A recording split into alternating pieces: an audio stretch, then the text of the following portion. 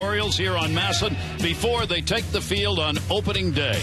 You will not want to miss a pitch of tonight's game, and it all starts right here on Masson.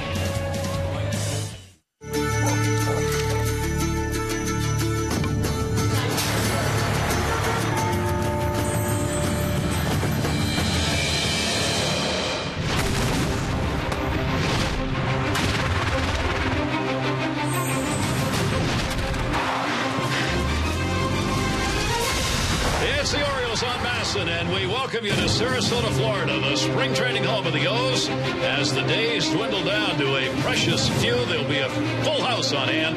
Yankees and Orioles meet for the third time. The Orioles have won the first two this spring. Hi, everybody. I'm Gary Thorne, and welcome. And as these days do dwindle down, it means final decisions are being made. So Mike Bordick and I are going to take a look at some of those decisions that we know of, at least right now. Let's go to the starting lineup. For the Orioles, that is pretty well set. In fact, it really hasn't changed very much since we concluded last season. Certainly those are going to be the starters. You're going to have McLeod and Raimo probably doing some double duty in left field and DHing, and that looks like it'll be the rotation, Mike, with a question mark. Yeah, definitely a question mark right there. I think Buck Showalter and Rick Adair are talking about possibly DLing Tillman, and that would open up a spot for either Mattis or McFarland, even Jake Arrieta, who's been fighting for that fifth spot all year or all spring. So that's the question mark right now, what they're going to do. But all guys have earned an opportunity at least to be in the bullpen or the fifth spot in the rotation. Tillman's going to start on Friday, and it'll depend probably on how he feels after that. As far as those bench spots are concerned, looks like it's down to 2. Yeah, definitely. The bench it's been a great battle all spring. Everybody's done a super job. Connor Jackson's had a great spring. I think Steve Pearce has really solidified his spot now that Wilson Benjamin unfortunately went down with a knee injury a couple days ago. Well, we'll see. The final decisions on that are not going to be made until we get to the bitter end. The bullpen for the Orioles, that too has been pretty much solidified because of the way they performed last year. They were absolutely outstanding. Those are the names. You look at the bottom two, the top tier, they are in. Tommy Hunter was told today he's made the team. He will be in the bullpen.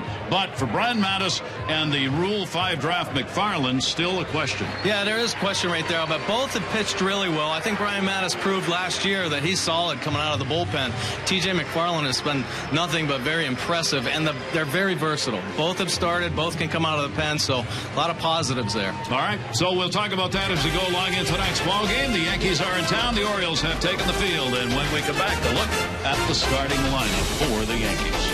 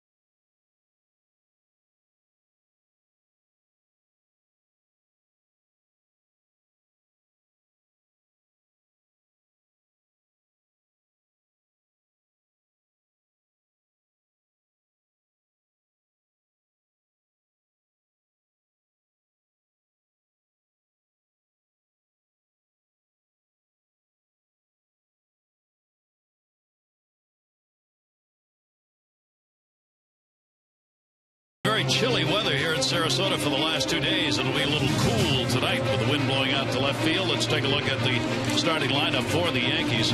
It'll be Brett Gardner, then Nunez. Lyle Overbay is here trying to make this team. Bosch, Francisco, Nix, Neal, Mustelia, and Wilson, the starting 9. Brett Gardner will be one of the regulars. And here's tonight's scouting report for Jared Jurgens. Back to form, they're hoping. Of course, the Orioles want him or would like to have him get back to that all-star caliber pitching he did in 2011 with the Atlanta Braves. And he's looked good at a solid spring. Reason he has success, he's able to mix up his pitches. He has all 4, but it's his plus change that really separates him. He can throw it at any time and has great command of that pitch. And has not been told yet what his status is with the team as to whether or not he will make the ball club. The chances are not good in that regard, but Buck Showalter doesn't make final pronouncements knowing that things happen. That's right. Things do happen, and I'll tell you, he is one of the most proven veteran pitchers actually in camp this year. He has almost 6 years of experience in the big leagues, and he's had some good years. He's only, we were talking about him, Mike, before the game, only 27 years old. Kind of hard to believe. You think of him as older than that because he seemingly has been around for so long. There you see the starters looking on. Elmo Gonzalez are going to be making starts. Arrieta and it's going to be and Tillman. Going to be interesting to see that starting rotation, how that works out. I think for Jason Hamill, important that he got the opener just so he can feel a little confident about himself and that the club has confidence in him. J.A. Jurgens ready, and we are underway, and the pitch is on the outside corner for a strike.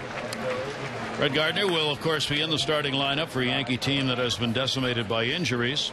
He'll be making the start in center field. There are the numbers that he has put up in spring training. Yankee ball club coming in as a team, hitting just .245 this spring. That's going to be up the middle, and that's a base hit. So Gardner is on. The speedster reaches first base. Here's a look at the Orioles defense tonight. Nate McLouth in left field, Adam Jones in center. Markakis, after missing a few days with a neck problem, back in right field. This is his first start on defense. Machado and Davis on the corners. Casilla and Brian Roberts up the middle with Matt Wieters doing the catching. And there is Nick Markakis, happy to be back on the field, and he'll pile up as many at bats as he reasonably can during the this final few days of spring training. Eduardo Nunez, and he'll take the pitch inside for a ball. Nunez getting the start at shortstop, where he will be playing with Derek Jeter on the DL, not starting the season. So Nunez gets the start and will be in there for the Yankees in their opening day ball game. At first, Gardner. Pitch will be outside for a ball. As we said, the wind is blowing out towards left field. It has been 20-25-mile-an-hour winds here over the last couple of days that have really elevated some baseballs. The balls in the air today are going to be interesting. It's not as bad tonight as it was for the ball games that were played yesterday. The temperature tonight's going to be down in the upper 30s. Throw over will get him back to the bag. I think there's a lot of players that are going to be happy to get out of spring training with the wind. Not that it's not a great time to get your work in and stuff, but the elements have just been fierce this spring. Yep, this has been a tough one. 2-0 count. Gardner not going anywhere, and that ball down the left field side had plenty of length on it, but it is a foul ball into the pavilion area and into the very back of it. And Nunez got around on that one just a little bit too much. Anything hit out there towards left field tonight will carry and will make its way to the fence. Nunez with a 2-ball 1-strike count. Gardner over at first, a base stealer, but whether or not at this point in the spring training stage you really want to have guys running very much, question mark. One thing all teams are trying to avoid between now and opening day are injuries. Buck Showalter was talking about it before the game today. He said, you know, it seems to me in the years I've been around baseball, it seems like 90% of the injuries occur in the last week of spring training. So he says you just come into this last week just praying that you don't get anybody else hurt. 3-1 count. Jurgens delivery, and that's going to be up and in. That was legitimate chin music right there. It sure was. That one kind of took off. Certainly didn't want to throw it up and in. He didn't want to walk Nunez, but he just lost it out in front, and that ball took off. Nunez lucky it didn't catch him. The runners on at first and second as Nunez draws the walk, and that will bring up Overbay. One of the more interesting stories right now in spring training is Lyle Overbay, who was trying to make this Yankee team, has a chance to be the opening day first baseman, even though he just joined the team Tuesday. Right. Well, he's got, what, one more day? He's on a 4-day contract. By Sunday night, he's got an out. So if the Yankees haven't made a decision on him by then, he can opt out and try and pick up with somebody else. So the Yankees want to take, obviously, a long look at Overbay, and a strike on the outside corner. You don't get many of these situations. It just tells you how tough it's been for the Yankees here this spring. You're bringing players in the final couple of days, trying to figure out whether they're going to be starters or not. Right. Overbay released by the Red Sox. 220, 1 double, 2 triples, 7 RBIs this spring. Ball will be popped up outside of third base, near the stands, playable. Shadow gets over there to get it. Overbay is retired. Well, the Yankees had to pick up Ben Francisco off waivers from Cleveland, and they also picked up Vernon Wells. Picked up a huge part of his contract. So, I was kind of surprised Wells wasn't here for this ball game. Thought they might want to get a few more at bats, see a little more of him, but they have traveled lightly as far as their regulars are concerned for this game. Gardner remains at second, Nunez at first. Brendan Bosch coming up. See the numbers he has put up. He'll be playing in right field in this ball game. Jurgens trying to work his way out of an early jam, and the pitch will be taken outside for a ball. Yankees will have Ichiro in right field of starters on opening day if all remains well. Wells, Gardner, and Ichiro left to right in the outfield for New York. 1-0 count with 1 down. Just missed that one, fouled it straight back. 1-1. I was talking to Rick Adair about Jurgens this afternoon. And one of the concerns, obviously, is Jurgens had knee surgery in November of last year, and that's why his numbers were so off throughout the course of the 2012 campaign. And they're just hoping that his knee is able to get that strength back so he can be more durable and get deeper into ball games and have a consistent delivery. That's what really set him off last year. It's another pop-up. This will go to third, a short. Shadow comes over and will put it away, and Bosch is retired. Here's that delivery he's working with this spring. Right, and when you have injuries, you just can't repeat it. Looks pretty good right there. In his heel a little bit, but obviously getting the out. But it's just, he's pitched long enough in the big leagues where he knows what he has to do. But it's just, if you have an injury that limits you and doesn't let you have your true windup, then you're going to be inconsistent. And that's what he's fighting to find right now, back to his old self, where he can have a consistent, repeatable delivery. Ben Francisco up, starting in left field in this ball game. Still runners on at first and second.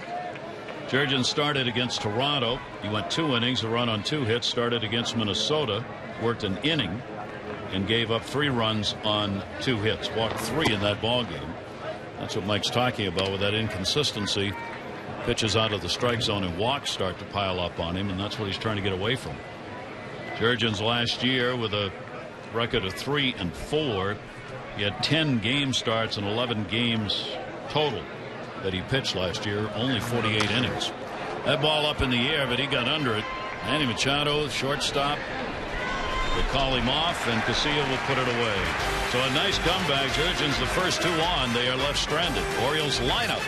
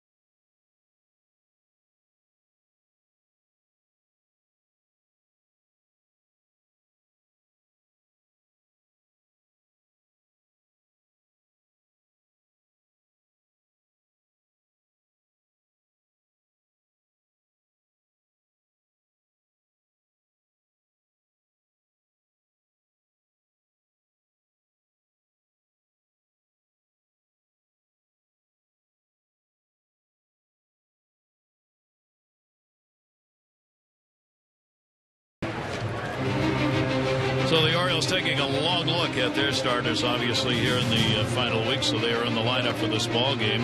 Markakis, Robertson, Jones, Wieters, Davis, and Hardy, McLeod, Machado, and Casilla getting the start at short. Last season for Adam Jones as he looks to push it towards that 300 mark. And here's the scouting report for David Phelps.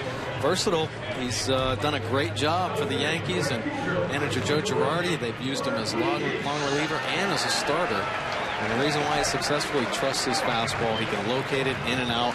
He works with great tempo out there, and he challenges hitters. That's all you can ask, and he's had success. Great numbers, obviously 33 games he appeared in, 11 starts, 4-4 record, nice low, 3.34 earned run average. 26-year-old right-hander got his first win at the major league level against the Orioles last year in relief. And the pitch will be taken away. And here's Nick Markakis, and the Orioles obviously so happy to have him back after the problem with the neck took him out of the lineup. Nick feels he'll be able to get in enough at bats here in the final week to get it going. Nubs that one foul down the line. He's only had 17 at bats here this spring for Markakis, and you're trying to get up to around that 50 mark if you can, at least over 40. Right. So he'll be a little shy of what he might like to have, but he's not going to say that. Yeah, but it doesn't take Nick Markakis long to get loose. A great example yesterday. First at bat, base hit after being out for 10 days. That'll go to short. Nunez is there to haul it in. And here's a look at the Yankees defense. Francisco in left field, Gardner in center, Bosch in right, Postelier at third base, Nunez at short, Nick's over at second, while Overbay playing first, and the catcher is Bobby Wilson. And here's Brian Roberts, who indeed, all thing going well for the next few days, will be in that starting lineup again for the Orioles at second base, batting second here in the order, and showed bunt as Postelier had moved around towards short. Third baseman was he was playing him to pull. Yeah, deep and over in that hole. I mean, Brian Roberts is a proven leadoff hitter. If he sees an opportunity, he's going to try to take advantage of it. That one may have hit him. It did. He's out. Couldn't avoid it. So the putout will go to the catcher as Roberts trying to bunt his way on, and he had Overbay back at first base, but that one he ran right into. Yeah, tried to pull this with him just out of the box. See it catch him up there on the thigh or the hip. And the umpire makes the call. He's out. And Brian, no argument on that one. He knew it. He was just hoping he was going to be able to get away with it. So 2 down. That'll bring up Adam Jones. David Susi, the home plate umpire in this game. In fact, we're working with only 3 umpires in the ball game, and I have no idea why.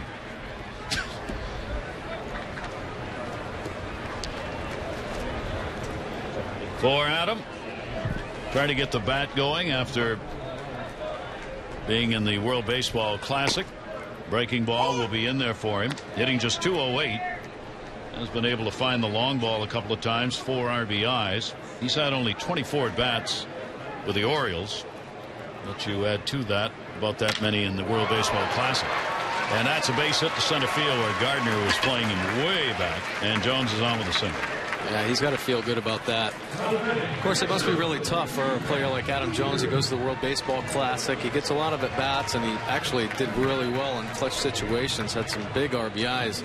But there's such a up and down. You know, there's great intensity in that World Baseball Classic. So, you know, catching his breath here, that was a great swing by Adam, line drive up the middle. So you'll see him start to take off. So Jones on with the first hit, and here is Matt Wieters with 2 down. And Matt, the pitch diving into him, is in there for a strike. Wieters just wants to get on with it and keep doing what he's doing. 421, 5 home runs, and 14 RBIs here this spring. Wow. Here's the 0-1, and that is down low, and a 1-ball, 1-strike count. Yeah, Matt's having a great swing, spring. Both sides of the plate swinging very well.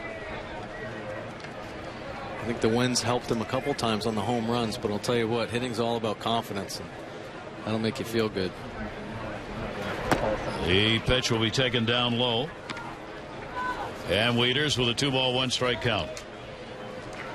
That obviously is going to be doing most of the work behind the plate for the Orioles this season, and that's exactly the way he wants it. Getting him out of a ball game is like pulling that tooth out. And foul back as Jones was taking off. David Phelps, by the way, the starter in this ball game, is going to be in the starting rotation for the Yankees. That was announced today, made official. Phil Hughes is not going to be ready, so Hughes will not be there. Ivan Nova will be one of the starters. It'll be Sabathia, Baroda, Pettit, Nova, and Phelps in the rotation. And Hughes will be out, could be back on April 6th. He's got a disc problem. And the decision announced today by the Yankees and Joe Girardi that they've decided to hold him out, and if all goes well, as early as April 6th, he could be back. Wieters with a 2-ball, 2-strike count. Jones at first, not going. And Wieters will take it, and that's that. Phelps gets the strikeout, no runs, 1 hit, no errors, and 1 left on base. 1 complete in our spring training game and no score.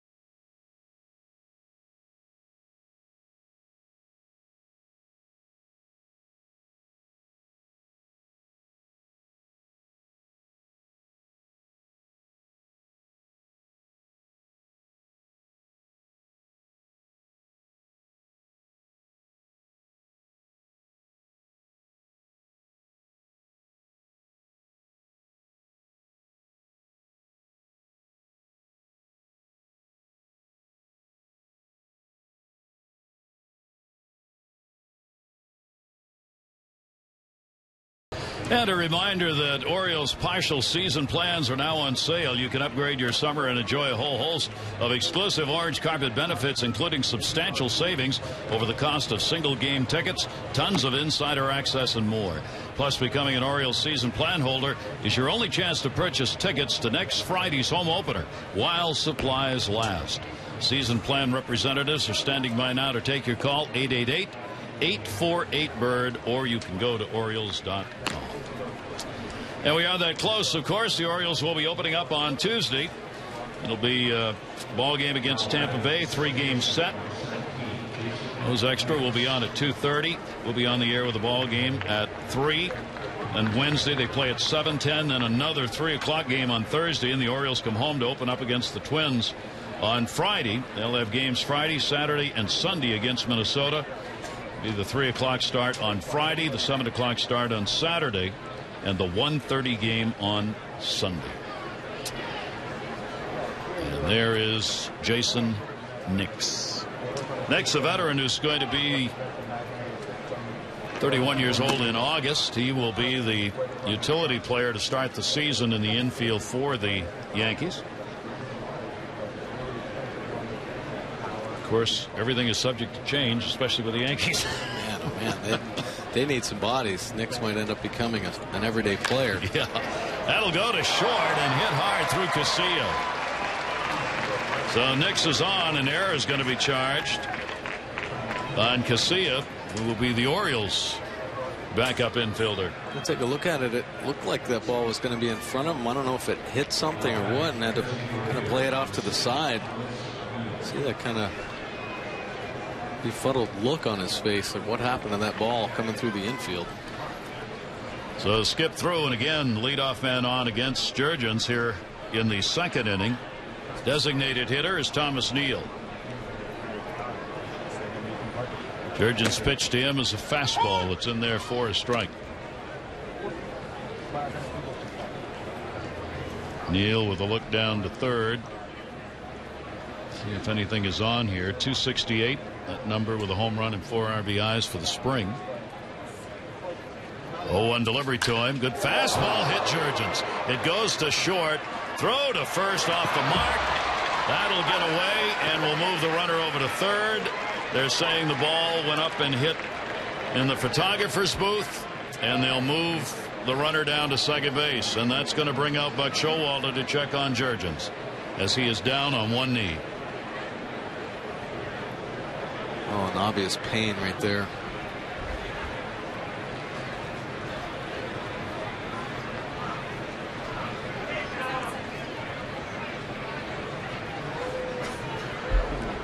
This is just what we were talking about. Yeah, trying to make it out of spring training healthy.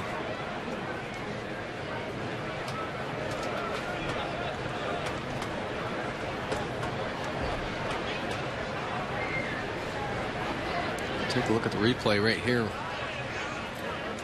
Pitch kind of center cut, but right back up the middle. Caught him. Boy, just on the low back.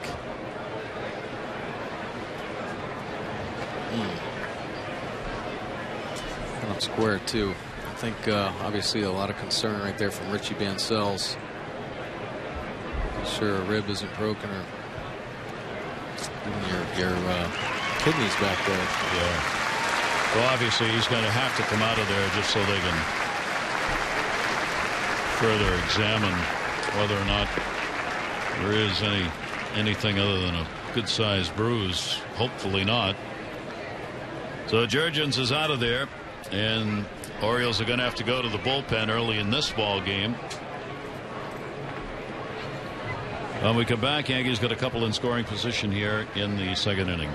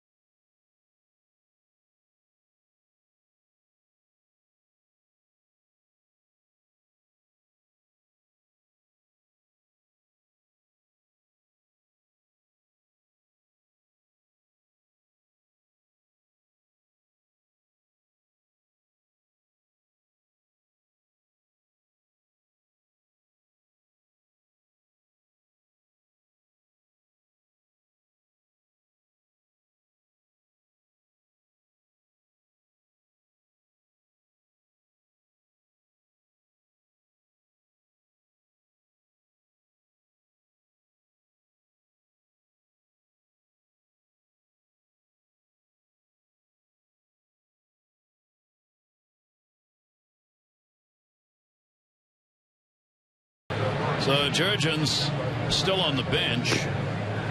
All the players who are standing up by the railing looking back and hoping that that is nothing serious. So Jurgens out of the ball game. Tommy Hunter coming in, and he'll get as much time as he needs to warm up.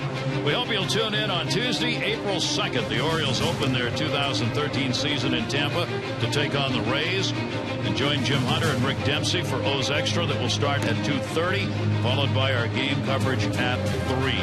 All right here on MASN. And of course, the announcement made today, what many expected, that if it is going to be, Jason Hamill is going to make the start for the Orioles. And as you see Jurgens leaving to go in for further examination, take a listen to what Hamill had to say today after he found out he was the opening day starter. Obviously, it's an honor. It's nice to be backed by the organization and given the confidence to go out there and have the opportunity to give the team the start that it's looking for. You know, it's a very very positive boost of confidence for me. And it's nice to know that the hard work that I've put in the offseason to come back healthy and prove to these guys that I can go out and get out still it's very important to me. And I'm not going to take it very lightly. It's going to be a lot of fun, and I expect a good game. Good stuff right there from Hamill. He worked so hard. Obviously the setback last year with the knee problems, and what a tribute to him, though, to show his work ethic and battle back and become the opening day starter. It's a great tribute to his work ethic and the way he prepared himself coming into this spring. Were you surprised at all at the announcement? Not really. No, I wasn't either. Yeah, not really. There is Tommy Hunter, who, as we said, was told today that he has made the team and will be working out of the bullpen. And he didn't expect to be working out of the bullpen under these circumstances quite this early tonight. No, but obviously another versatile pitcher. He was a starter last year, so there might be this opportunity throughout the course of the season to become the long man. But Tommy Hunter's strength, he proved it at the end of the season coming out of the pen. His arm strength, just 97, 98 miles an hour. This spring he's hit 99. So Hunter goes to work here.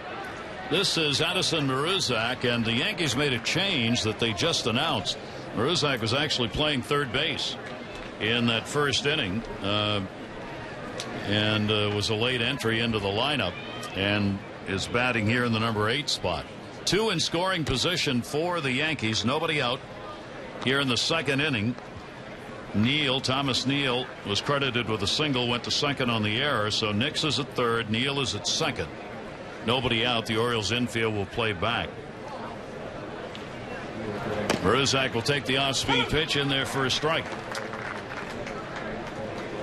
This is the 8th game that Tommy Hunter has pitched in this spring. That's a lot for someone who has made the roster. Here's the 1-2 and a grounder towards second base. Runner coming home. Roberts will make the play at first. So Maruzak will be credited with the RBI. Nix scores. Neal goes over to third base, and the Yankees take the early 1-0 lead. Not a bad job right there by the young hitter Maruzak. Got an easy RBI, just a ground ball up the middle with the infield depth back. It's a mark on the board for the Yankees. Tommy Hunter appeared on the in the ball game yesterday. Worked an inning and a third, and gave up 3 runs on 4 hits, no walks, and a strikeout in that game against Minnesota in that windblown game. Here's Bobby Wilson. Wilson will take it outside. Wilson is doing the catching in this game for the Yankees, who will be splitting time probably behind the plate. Cervelli's back with the Yankees, and Stewart. The 2 of them will share some time. That's going to go into the gap and split it. Cut off. It'll be a double RBI. So Wilson's on, and the Yankees have a 2-0 lead. Just like that. I mean, I'll tell you what, these kids, they get their opportunities in spring training, try to make the most of it. And even though it's not the Yankee lineup that we're familiar with all the big time names, these guys are still going to go out there and try to put quality at bats together and show Joe Girardi what they're capable of doing.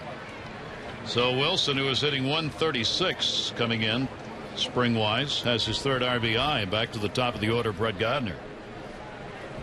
Mastillier was injured and had to come out of that third base spot. He was supposed to be at third. That's why Maruzak is in there.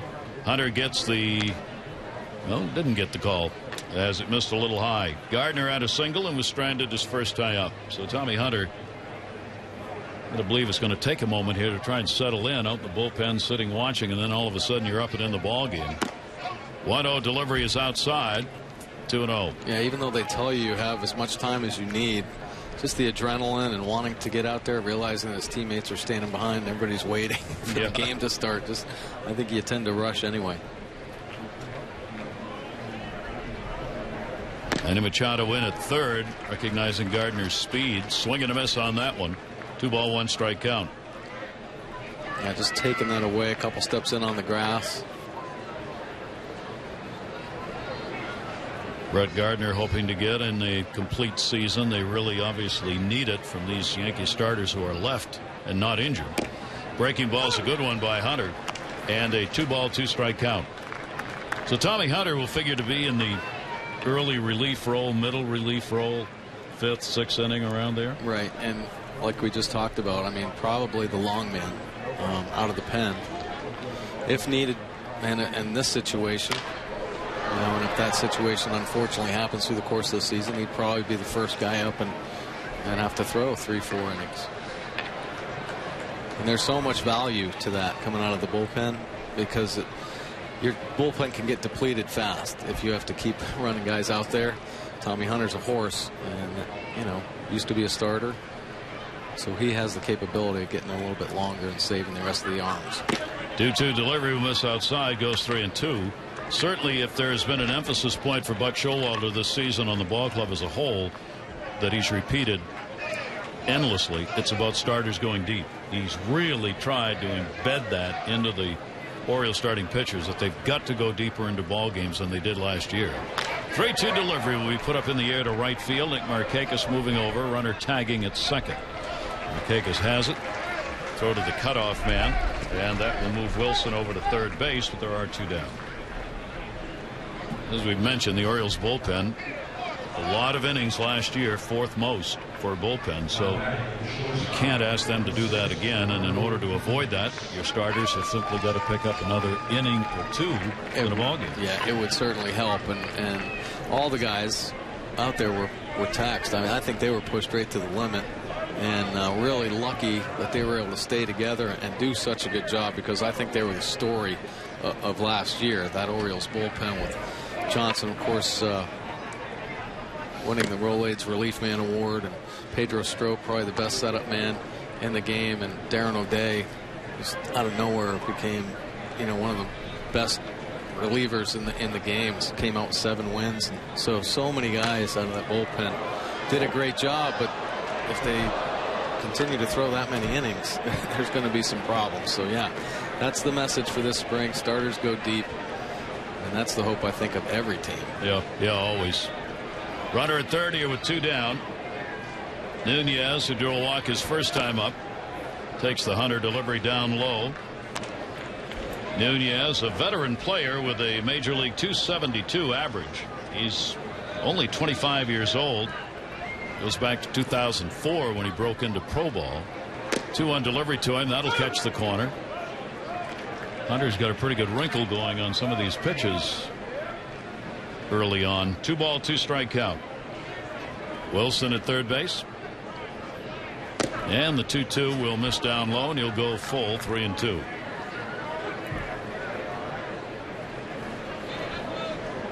That's the other way. If you're a starter, you go deeper into ball games. You stay away from these 3-2 counts or 3-ball counts of any kind. That to the hole. Going to be knocked down. Casilla makes the throw. It's not in time. Nunez gets the infield single and an RBI. Yankees have 3 on the board. Nice effort right there by Casilla, showing his range out there at short, but a little too deep. Nunez getting down the line pretty good. See that range way over there in the 5-6 hole. Just had to take that extra step, and I think that's really what caused him to throw that ball low. Couldn't get his balance right away. So the Yankees put up another run, helped by a couple of errors in the inning by the Orioles. And here is Overbay again, who popped out his first time up. Overbay's got a career 270 batting average, 12 major league seasons. Last year he had 259, had only 2 home runs, 65 games. Played with both the Diamondbacks and the Braves. Released by the Red Sox, as we said, and now at the age of 36, trying to make this Yankee team before Sunday night, as they need a first baseman. And Overbay's got a shot at it. Vernon Wells, of course, was at it. He's not with the team. He'll be starting in left field for the Yankees. 1-0 pitch, and that's going to be up high. 2-0. Well, Overbay's a pretty good defensive first baseman, always has been. I think Yankees hoping that maybe his bat can get back to its form of, you know, he's a doubles machine when he was in his prime. Last year kind of off the pace a little bit, but I think he definitely could provide solid defense, and if his swing gets right, pretty productive hitter.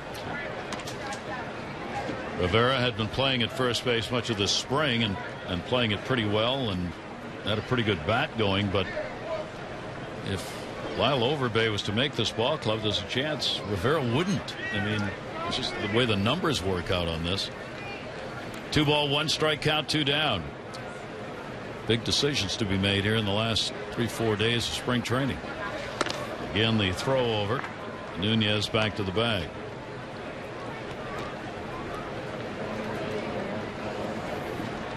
Orioles will get to see this Yankee team early. After they play the Twins at home for 3, they go on the road for 3 in Boston and then 3 in New York. Again, Nunez back. Chris Davis holding the bag on him at first.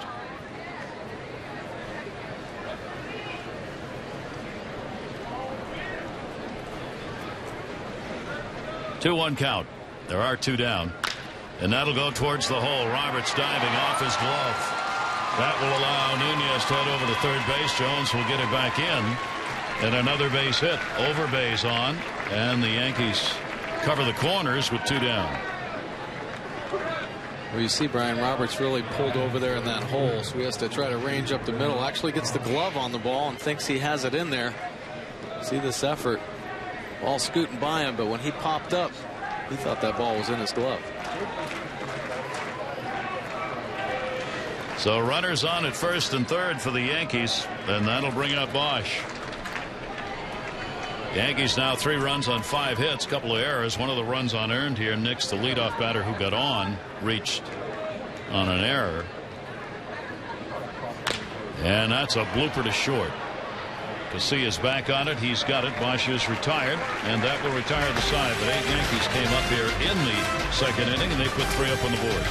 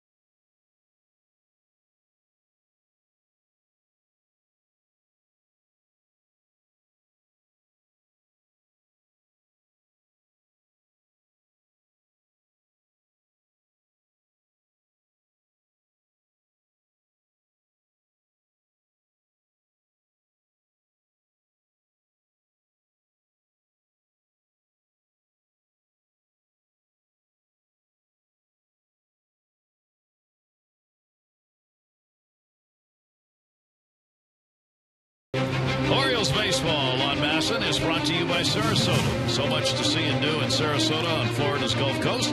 Go beyond the stadium to the #1 beach in the USA. Visit number1beach.com.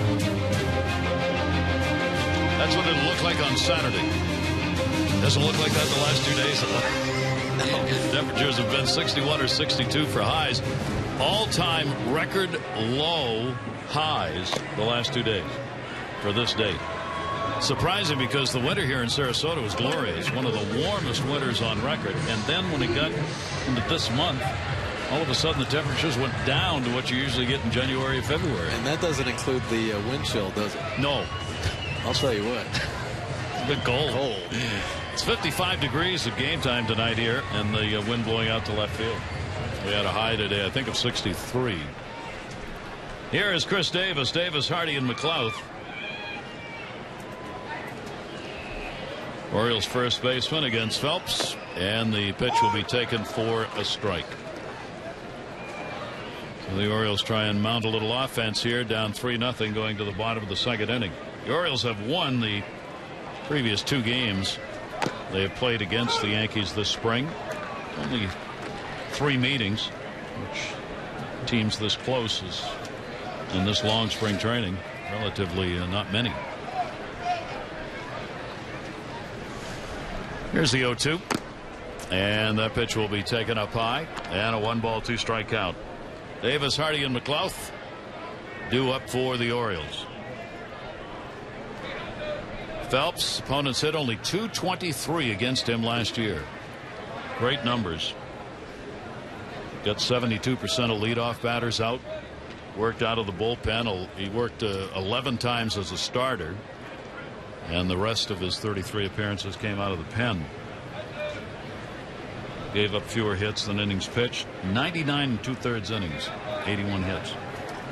And 96 strikeouts. Yeah, he was big for the Yankees last year. Really stabilized both their starting rotation when they called on him, and also that bullpen. Gets him on a call, 3rd strike. Take a look at this pitch here from Phelps. See the action on that 2-seam fastball. Starts off off the plate and actually does come back over. Nice pitch. 2 strikeouts in a row for him. J.J. Hardy getting the night off in the field, but working as the designated hitter in the ball game. And the pitch will be taken up high for a ball. But Showalter wanting to get Casilla in. He's going to be on the bench. He'll come off and play second and short as needed. Right off the end of the bat. Cued at foul. 1 ball, 1 strike.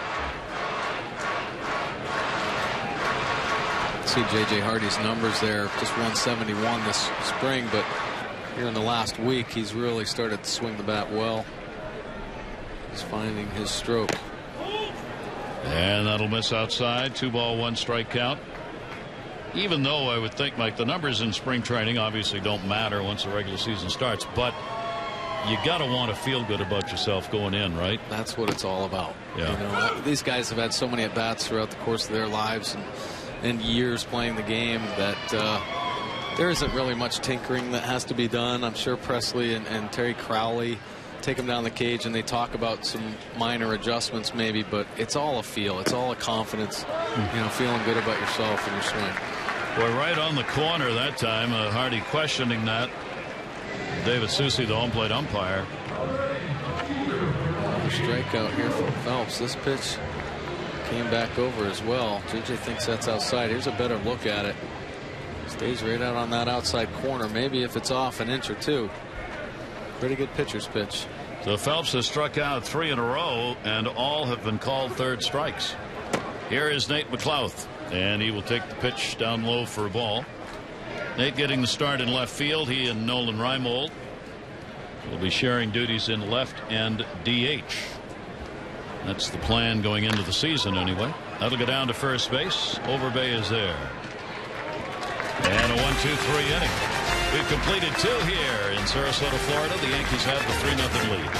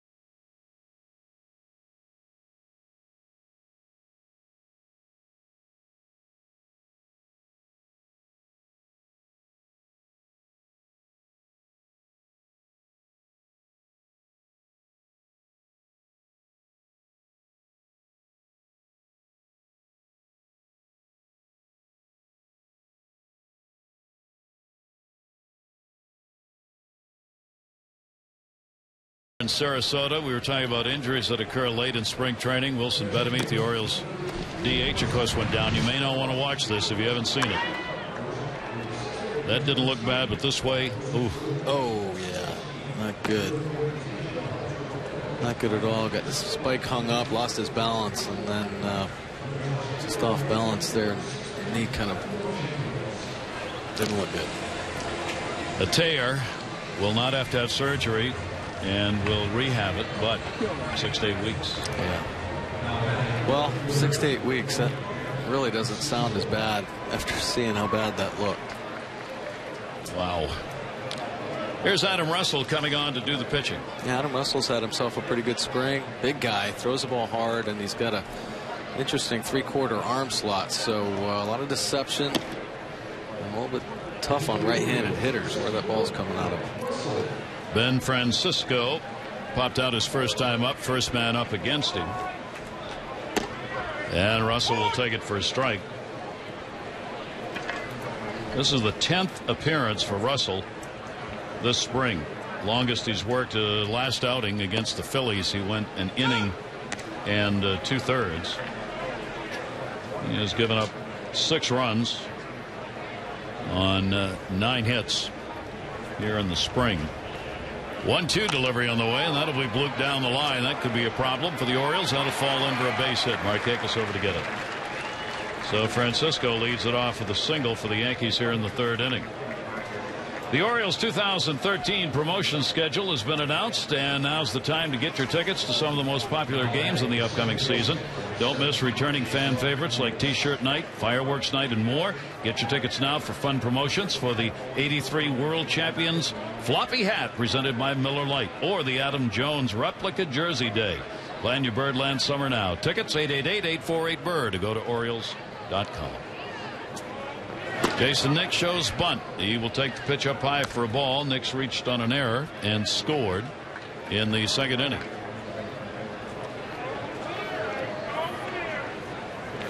Be interesting with all the injuries the Yankees have as to whether or not Joe Girardi plays the game a little differently than the Bronx Bombers of the past.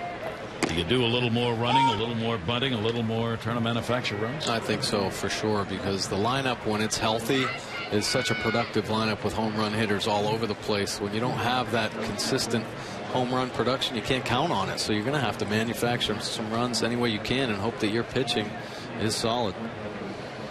Jason Nix with a runner at first base. Yankees, of course, missing Derek Jeter. Should not be long. A-Rod, really no idea. Mark Teixeira, they're not sure. And Curtis Granderson, who probably is going to be the first one back. Yeah. All out to start the season for the Yankees. 1 ball, 1 strike delivery. Sidearms that one, it'll miss. And the count goes to 2-1 on Nix. Neal waiting on deck.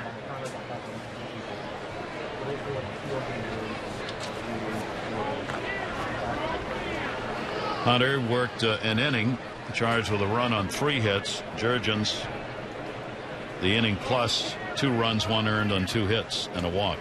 And we understand the report on Jurgens is it is a rib contusion, or that ball hit him, and they'll do a precautionary X-ray tomorrow. Well, I guess that's pretty good news if it's just a contusion. But you know that hurt, and it's unfortunate because he's having himself a good spring, and he's certainly still in the hunt for a spot in the rotation or in the bullpen. 2 ball, 1 strike count, and that'll be in there for a strike. Buck Showalter talking about it before the game today. Jurgens, one of the few players left on the Orioles who's not been told his status. They're waiting on that. Even, I mean, Flaherty really has not been told officially. You got to believe Ryan Flaherty's going to make the team. Yeah. Steve Pearce, O'Connor, I mean, they're Connor Jackson rather, they're still waiting to hear the word. 2-2 delivery, and there'll be no play on that one. Well, the ultimate goal of manager Buck Showalter and Dan Duquette is to field the best team possible, especially in the early going, and there might be options to restructure the roster. There are players that have options, so they can send them down and not risk losing them. They just want to field the best team possible to start this season. And as Buck always points out, it's always fluid. It's not very far to bring a AAA, AA player up as needed. Yeah, and I think everybody knows that and realizes that the guys that have already been sent down. And that's going to be foul back. Yes, just ask Manny Machado. Sometimes it's a whole lot closer and sooner than you thought. Yeah. As he found out last year. And now one of the real issues for the season, what's it going to look like for a whole year with Machado at third base for the Orioles, for him and for the team. An exciting prospect the way he played last year. 2-2 the count. Russell's delivery, and that's going to be fouled off. The count will stay at 2-2. Well, Manny's had himself a good spring. He's made some errors here recently, but continues to work hard at his craft. He was out there today with Bobby Dickerson working on some drills.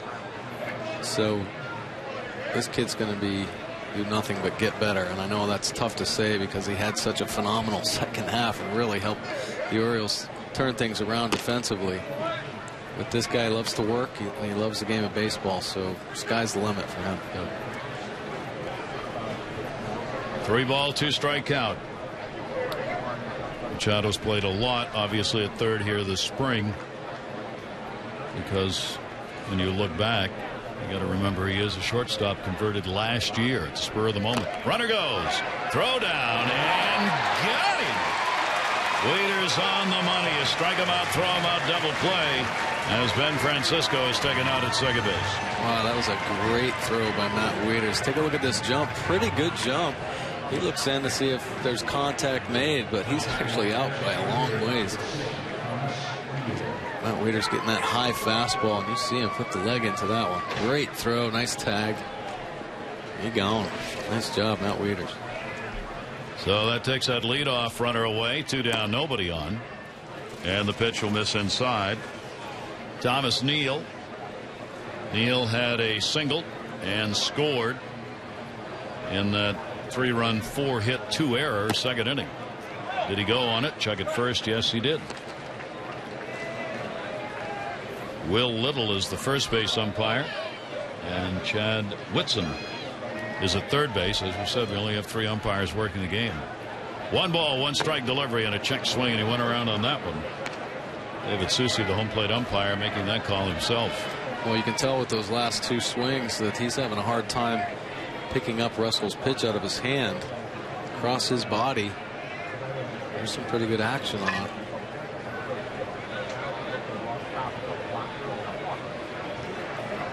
And that'll come inside. 2-ball, 2-strike count on Neal.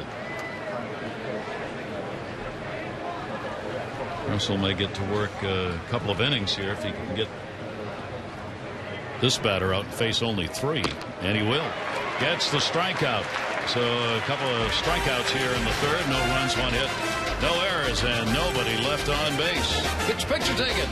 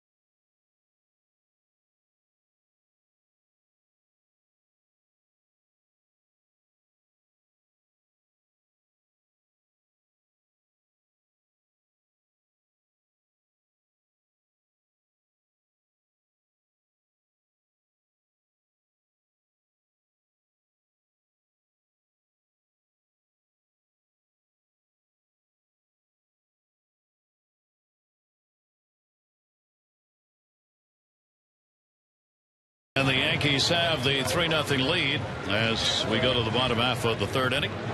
And joining us, John Russell, is bench coach with the Orioles. John, great to see you. Thanks for joining us. You bet, Gary. Yeah, I wanted to ask you about Matt Wieters. You've probably been one of the most understated mentors in baseball for a while here. You've worked a lot with Matt. We just saw him pick off a runner right there. Can you talk a little bit about his progression as a catcher since you first saw him and started working with him? He's done a great job. I mean, he's very talented. And the biggest thing about Matt is he's a great student, and he really focuses on what he needs to accomplish on a daily basis. He's got a great routine. And, you know, you tell him one time, and he's going to remember what you tell him. So he's been a pleasure to work with. Each year we try to pick something a little bit different, you know, that he wants to accomplish that season. And this year he wants to throw a little bit more, try to pick some guys off. And, you know, but he's done a great job, and, you know, the preparation part of it's been outstanding for him. Hey, John, Mike Bordick here. Yeah, you mentioned that he's working on some back picks and stuff like that. Last year, you guys controlled the running game so well. The pitchers had quick slide steps, and, of course, Matt Wieters, Gold Glove catcher, throwing everybody out in the world. But it looks like this spring you're really trying to work on more of the back pitch, throwing behind runners at first base, even second and third. Yeah, we are. I mean, he's got the weapon. Our pitchers are quick to the plate, but he's got that weapon that he can throw, and he's very quick and very accurate. That, you know, we want to take advantage of that as a team. And, you know, Taylor Teagarden as well, he throws the ball very well. So we want to take as much advantage of what we can do to help our pitchers. And if those guys get careless on the bases, it helps us pick them off. But, you know, another great thing about it is it keeps them a little bit closer to the base, so we can, you know, try to avoid first to third, second to home a little bit more, because they're a little bit more tentative about taking their leads. Rizak, nice play over there at third, held by Overbay at first base. John, when you're doing that, when you're trying to pick runners off, will most of that come via signal from Matt making the decision in advance or not? At certain bases, you know, first base, he has the option to pick on any pitch he wants. You know, the first baseman's, you know, Chris is alerted that, you know, he can come down there whenever he wants. When we got, you know, Chris behind a runner, or we've got guys at second base or third base, and we have signs that we put in that he can relay it to either Manny or JJ or B-Rob up the middle. That, you know, so they're prepared, and it doesn't mean that he has to throw, but if he gets the pitch that he wants to go on, and he tries to work it in a count that's not going to hurt us, and try to throw a pitch that obviously can't be put in play because you don't want your guys moving. So there's a lot that goes into it, but I trust him that he's going to do it at the right situation, and I know Buck does as well. Alexi Garcia at the plate, playing shortstop, batting ninth. One down, nobody on here. Phelps' delivery to him will be taken on the outside corner. John, we hear so much about Matt's preparation as far as opposing hitters. Can you talk a little bit about what he does in that regard? Well, the routine, I mean, he goes over the advance report and make sure that he has that down, and then he watches a lot of video. He's got a routine where he'll go in and watch. He'll watch our pitchers if we have some history on it. If not, he'll watch comparable pitchers against the same hitters. And, yeah, he gets a very good game plan in his mind when he goes out there and he's great about it according to what our pitchers have. And he really tries to focus on that. But the one great thing about Matt is during the game, he makes great adjustments. You know, if he sees, you know, the game plan, hey, this is what we're going to do, but it's not seeming to work, or our pitcher's having trouble doing that, you know, he makes the adjustment really quickly rather than just, you know, try to keep grinding it out and get our pitcher in trouble. So, he's great about in-game adjustments as well. But, you know, the amount of work he does, him and Taylor Teagarden, you know, Taylor does a great job with it too. But, you know, when they get back there, they're prepared, and that's the big key that, you know, it helps you get through a ballgame. Hey, John, does Matt have any influence on who the pitchers are going to be that break camp with the Orioles this year? Because there's been quite a battle for the fifth spot and in the bullpen. Yeah, there has. But, you know, Matt, you know, I talk to him. I know Buck talks to him. And he talks about the different pitchers. Obviously, you know, he's not going to say, well, this guy has to be on the team and this guy doesn't. Because he trusts, you know, Buck's determination of that and what we do as a staff to evaluate it. But, you know, getting his input really, you know, it gives us a little bit more information. And, you know, that's the things that you're always looking for is, you know, when you're making tough decisions, you try to gather as much information from, you know, your players as well as your staff and what everybody sees. And he's a great resource for us. Rizak makes the play. Markakis retired. John, not enough credit to you for the work you've done with Matt. We appreciate you taking time to join us here. Thanks very much. You bet, Gary. No problem. Yankees have the 3-0 lead.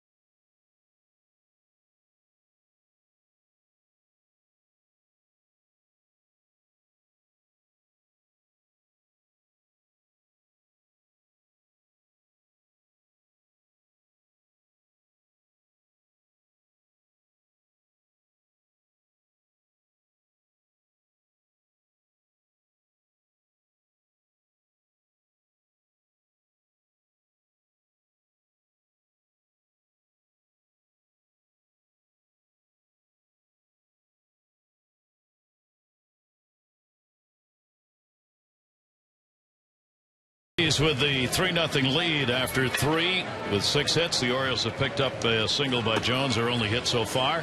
Left-hander Troy Patton will be working out of the bullpen for the Orioles. Yeah, Troy Patton had a nice year last year. Unfortunately sprained his ankle, so missed a little bit of time, but 54 games. Look at that earned run average, 2.43, 49 strikeouts to just 12 base on balls. Super job by Troy Patton. And Buck Showalter and Rick Adair are really excited. Look at the splits there. Opponent average 215. Left-handed hitters only 212. Righties just 219. And will Patton be the only left-hander in the bullpen? The pitch will be taken for a strike, or will Brian Mattis be joining him as a reliever and a swingman out of the bullpen? It's tough to say, but there's some great options there because the way the spring unfolded, everybody really put themselves in a good position to win a job. I think just this last week, though, unfortunately, a couple guys got roughed up a little bit, but just one outing there. But they've all proven that, you know, they can be successful. And there's a little bit of a track record with some of the guys. I think McFarland's the only guy that they don't really know how he's going to respond, but we know Brian Mattis is obviously capable of pitching out of the bullpen and have success. Tommy Hunter coming out of the pen, but TJ McFarland has had himself a super spring, and that ball just moves all over the place coming out of his hand. That is one of the late decisions the Orioles will make before their first game. And the pitch will be inside from Patton. Maruzak, late entry at third base. He drove in a run on a ground ball out and hitting in the number 8 spot. Wilson and then Gardner to follow for the Yankees. Russell worked an inning, couple of strikeouts and 1 hit. And the pitch will be taken outside. Count goes to 3-2. And Troy Patton, who's now one of the veterans of the Orioles, working out of the bullpen. 3-2. And a grounder. He jammed him. Roberts will move over to get it. One away here in the 4th. Well, a special presentation for you tonight here on Masson. Buckle Up Birds, an underdog story highlighting the Orioles' 2012 season, is going to be seen tonight.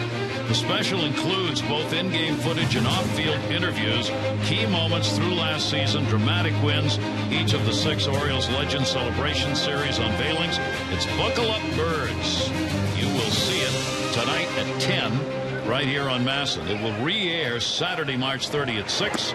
And on Friday, April 5 at 12:30 before the O's home opener against the Twins in that 3:05 first pitch game. That's a great video. It was great video. Yeah. Great highlights, all the excitement of the season put together in one package. It'll be on at 10 o'clock tonight. Here's Bobby Wilson. Wilson had a double and an RBI, scored a run, his first time up. And the 2-0 pitch to him is in there for a strike.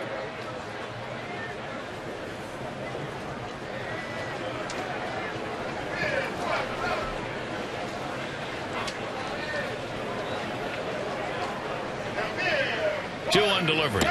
And that'll be swung on and missed. Good tailing pitch right there, and the count goes to 2-2 on Wilson. It sure was. Great location as well, down in the zone. Saw it fade just a little bit at the end, keep it off the barrel.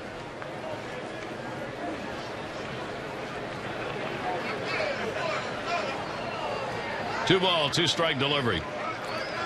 Wilson, a non-roster invitee to the Yankees camp. He has played in 191 major league games. A lot more minor league games, over 2,400. 284 career minor league average for Wilson. 3-2 delivery by Troy Patton, and walked him. So Patton loses him, and the Yankees pick up their second walk of the ball game. And the top of the order, Gardner coming up.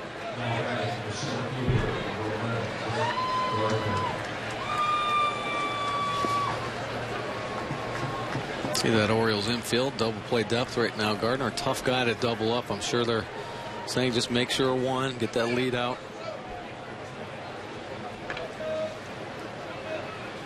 Gardner is one of those players who brings that added dimension to the game of speed at the plate, on the base paths.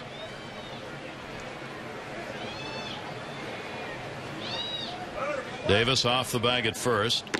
And the pitch taken for a strike.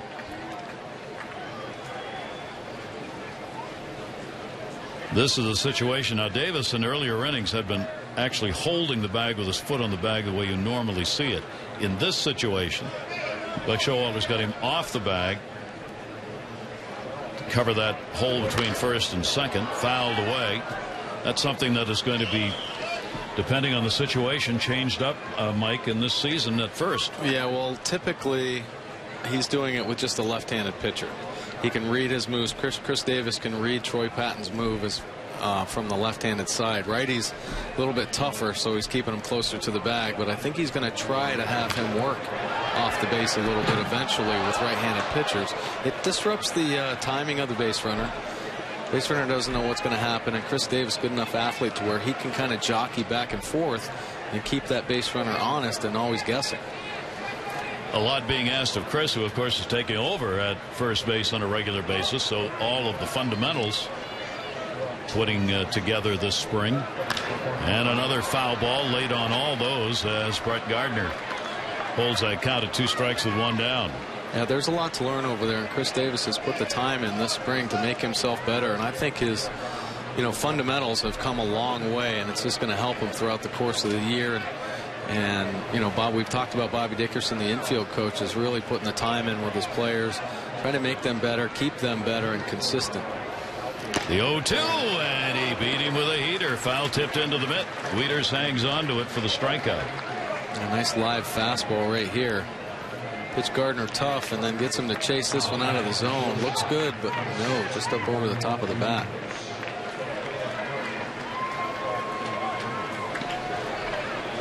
Two down. Runner remains at first base. That'll bring up Nunez. Eduardo Nunez had a single. RBI his last time up. He has also drawn a walk in the ball game, and that is in there for a strike. Patton looks quick. He does. The ball up there in a hurry. Yeah, and you're seeing some of the swings. Obviously, Gardner chasing that pitch. Patton has some deception as well. Throws across his body.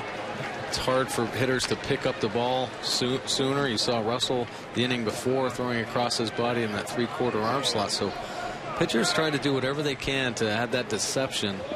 And just a split second is all it takes for a ball to get by a hitter or have him think he's got to adjust his swing.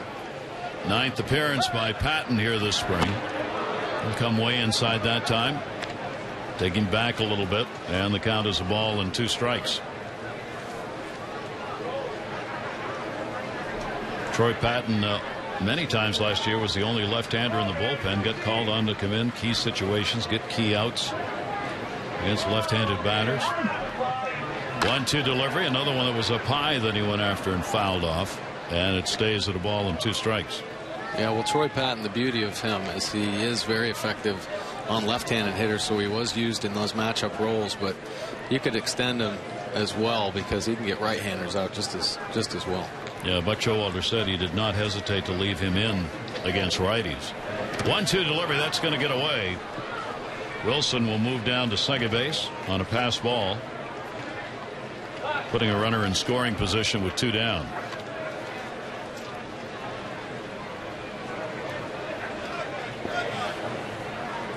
Patton looking in to get the count here. Yankees getting those 3 runs in the second inning. And Russell. Now Patton trying to hold it there. 2-2 delivery, and that'll come way inside. Again with some pretty good zip on it. The count goes to 3-2. For Patton last year, the lefties hit 212 and the right-handers 219. Well, not much difference at all. Yeah, great numbers. Here's the 3-2. A little bit off that, made sure he got it in. As a result, Nunez was out in front of it and fouled it off. Well, you see that so much more nowadays. Pitchers have such great command of all of their pitches, off speed and fastball alike, and they're not afraid to throw anything at any time. I mean, it's, there is an open base there though, so he can be a little bit more inventive, I guess. But 3-2, broke a bat, goes to left. It'll stay up, and McLeod is there to put it away. So no runs, no hits, no errors. A base runner left on. Yum, yum, on a cool night, a hot burger.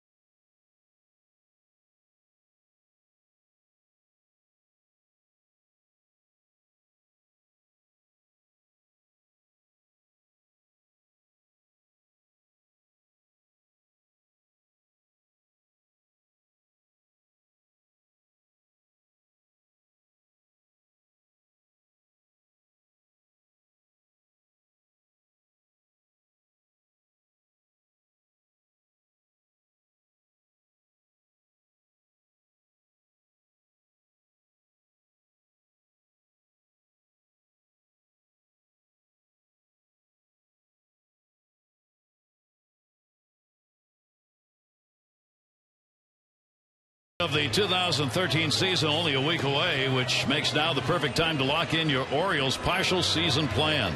Partial plans come in a variety of sizes and price points. Your best way to save on the cost of single game tickets. Enjoy insider access, VIP extras, and more. Upgrade your summer with an Orioles partial season plan. Representative standing by right now to take your call. 888-848-BIRD to go to Orioles.com. As the Orioles wind it down, they'll be playing tomorrow against Tampa Bay. Steve Johnson, who's now been shut down, is scheduled to pitch tomorrow, and they have not announced the starter for that game. Tampa Bay will start David Price, who will face the Orioles in the opener of the regular season. And then Orioles will be staying right here. Of course, they'll work out on Monday up at the Trop and then play on Tuesday. I'm really surprised that they're starting Price. I told Joe Madden, I mean, really, Joe, what are you doing? Huh? It doesn't make sense to see him that often, that close, but hey.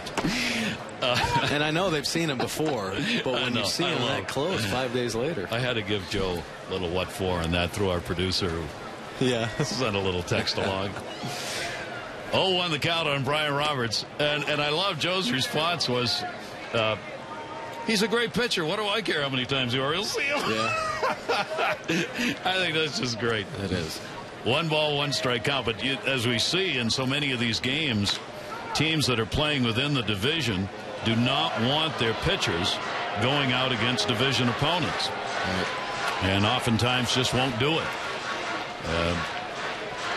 Especially if you play them soon in the year. Yeah. But Joe, in his own great way, hey, he's a great pitcher. I don't care. He'll get him anyway. 1 ball, 2 strike count. That we'll see in the opening game on Tuesday at the Trop. Here's the 1-2 delivery. And taken inside. Brian a little concerned on that one as he waited on the lean in. That was close. Yeah. And a 2 ball, 2 strike count. We've seen that two-seam fastball, him bringing it back over that inside corner of the plate very effectively tonight. That one just missed, kind of hung up a little bit too long in there. Breaking ball will be fouled off. Roberts, Jones, and Wieters due up for the Orioles. Yankees and Orioles split the regular season last year, 9 apiece. As we said, we'll match up early this season. And the Orioles are on that road trip to Boston and New York. 2 ball, 2 strike count. And that one is there on the outside corner. Boy, David Phelps has been sharp here. That's 4 strikeouts. And they're all called third strikes. Yeah, pretty good pitch right here. A little cutter or slider. You see him working the edges that cut just enough back on that outside corner. Might have been just off the plate, but hits the glove. Pretty good pitch again from Phelps. So one down here in the fourth inning. That'll bring up Adam Jones, who had a single his first time up. That is the only Orioles hit. And over the top of that one. Yankees getting their runs in the second inning. Couple of errors, 3 runs, 4 hits. 2 of the runs, 2 of the 3 earned. Went for the outside corner and missed it. And a 1-ball, 1-strike count.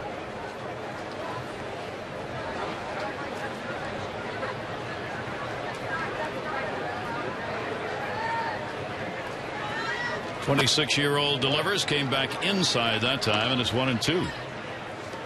Really mixing up his pitches well here to Adam Jones. Started him off with a changeup, nice changeup, then fastball away and a little slider right there. So keeping Adam Jones guessing. A little bit off balance. 1-ball, 2-strike count, 1 away. And we'll miss outside with that. Phelps faced the Orioles a couple of times last year. Had a start against them where he lasted only 4 2/3 innings, and the Orioles got to him. 2-2 delivery, and that ball is going to be fouled away hard into the seats.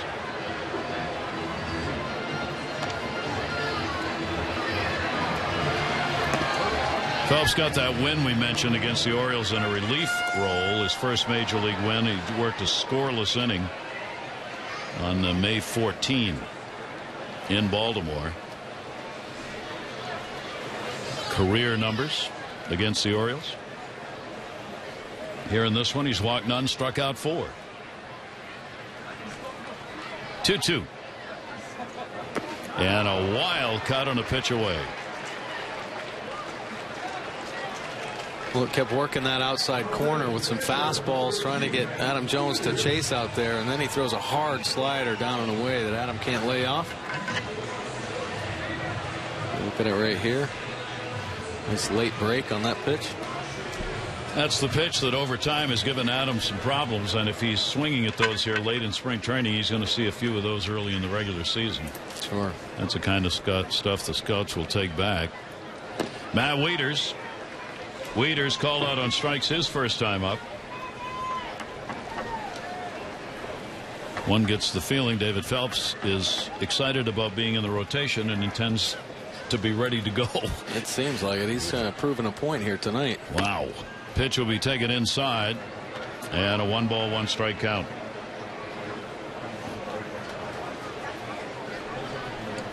So many pitchers, especially young pitchers, that you see have success and are able to have some, quality stuff in the big leagues, is that they're not scared to throw the fastball inside. Phelps is showing that he has command of his fastball.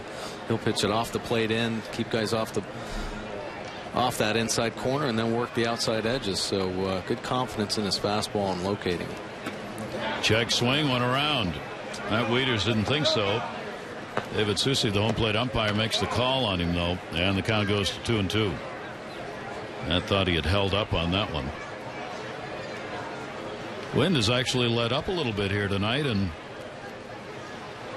blowing a little gentler than it was earlier, still out towards left field. 2 balls, 2 strikes, 2 down. Is that the moon coming up over there? Wow. I looked at it 4 times. I thought it might have been a sign for a gas station. Look at that. Wow. Wow, isn't that beautiful? Outside the left field area. And that'll be fouled off.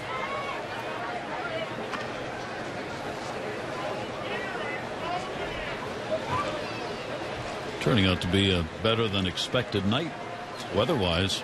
I mean, it was beautiful and clear and sunny all day, but cold. With the wind going down, though, it's rather pleasant here tonight. And looking at that moon makes it even more so. Here's the 2-2 delivery. Jammed him. Boy, how did Wieters get a piece of that? I know, that's pretty amazing right there. That's why he's a great hitter.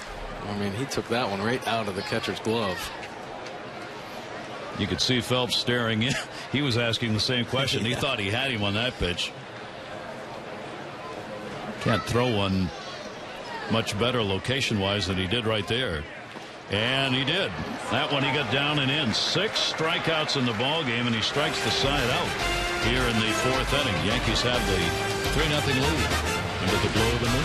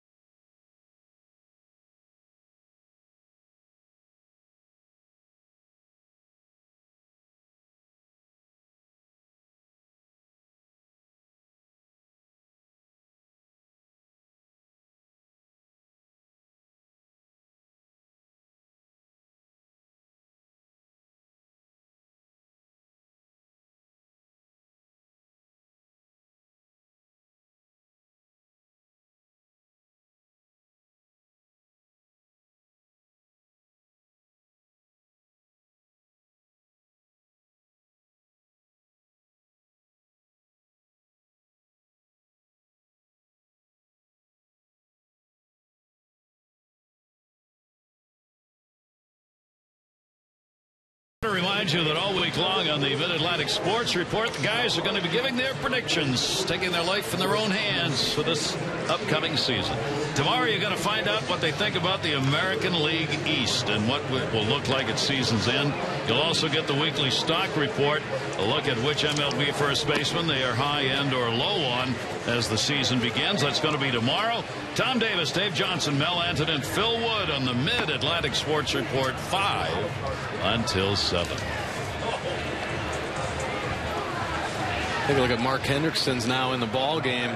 He's had a really nice spring, and he's been working on some stuff with his delivery. He's typically he's been a more traditional pitcher throughout his whole career, but they figure they can use his length to help and add deception. He's 6'11" or so, probably a little bit shorter than that, but he throws across his body now, and he drops his arm slot down to 3/4, maybe a little lower. They're trying to get it lower, but really tough on left-handed hitters. Overbay up, will take it outside. Lyle Overbay a single, and he has popped out. Overbay's gone. I got 4 days to make the team, and I got to face a 6'11" left-hander who drops down. Yeah. Here's the 1-0, and that'll be outside. Mark is one of those Buck Showalter was talking about before the game. Has not been told what his status is, where he will be. Unlikely. He's going to make the major league club, but could well be in a minor league situation. And Overbay gets a base hit. Don't think that doesn't matter to him. To be able to do that against the left-hander and Hendrickson dropping down, Girardi will be shaking his head yes. Yeah, a couple hits by Overbay today. Take a look at Mark's delivery here. So try to get down there on the side. Still, he's angling his body, but it looks like he's staying on top just a little bit too much. I think they'd like to see him really get out there and be a true sidearm pitcher. So if he does not make the big league team, that's certainly what he'd be working on in Norfolk. And the pitch is there for a strike. Brendan Bosch up, has popped out twice. Mark Hendrickson is away for a couple of days. Birth of their daughter, Sophia. We congratulate he and his wife on the new arrival. 0-1 count. Overbay at first, and lays that one in on the corner for a strike. 0-2. Well, one of the great qualities that Mark possesses is that he's always known how to pitch. He's always been a pitcher, you know, knows what he has, what his weapons are, and he's never really an overpowering guy, but he's able to locate his fastball, keep hitters off balance. So that's what they're really excited about, this opportunity to give a different look and possibly be that lefty specialist. 1 ball, 2 strike count.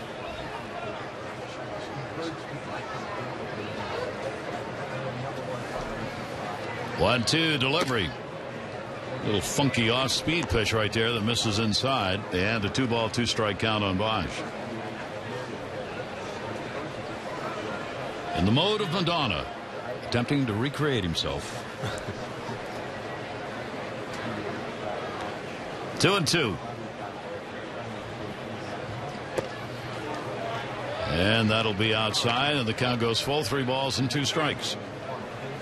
Boy, not an easy task for any pitcher, but one this big is release point's always going to be a problem. Right. Trying to do that now from an entirely different location.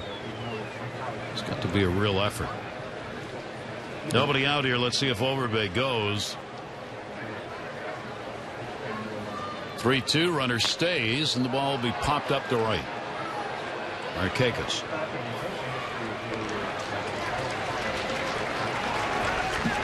Talking about trying to earn a spot, you take a look at Mark Hendrickson, the 4 consecutive scoreless appearances that he's put up. Jake Arrieta, 14 2/3 innings, no runs allowed there. Jair Jurgens, who started this game and had to go out after he caught that line drive on the side, on the rib. And Darren O'Day, no earned runs in the last 5, entering tonight for all of those pitchers. Jurgens tonight worked an inning plus with 2 runs, 1 earned on 2 hits. Was struck by a line drive in the 2nd inning off Neal's bat and had to go out and has a rib contusion that they're going to x-ray tomorrow if you missed all that earlier. Ben Francisco is single. He's popped out. Runner at first base, still down to 3rd. Machado, Roberts, Davis. Good job by Roberts getting over the takeout slide. No runs, 1 hit, no errors, nobody left on base. Yankees lead it 3-0.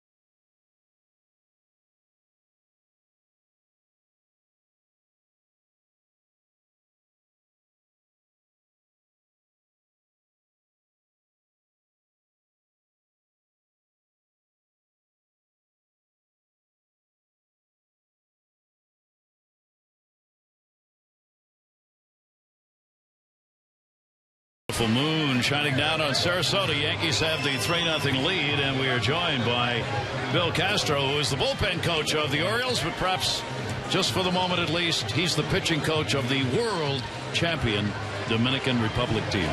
Bill, congratulations on the work in the WBC. Well, thank you. It was a lot of fun. You had a great team, didn't you? Especially your pitching staff. Yeah, that team was pretty good, I say. I mean, I just kept telling Tony, we got to get the game to the 4th or 5th inning, and then the bullpen will take over from there. Tony Pena, who is the manager of that team. Bill, how about this bullpen? Seems to be pretty well set. Give us an overview of how you view the pen the Orioles have right now. Well, I feel pretty comfortable with what we got. And we had last year. There's not that many changes are going to be done, I don't think, before the end of the camp. So we feel pretty comfortable with what we got right now.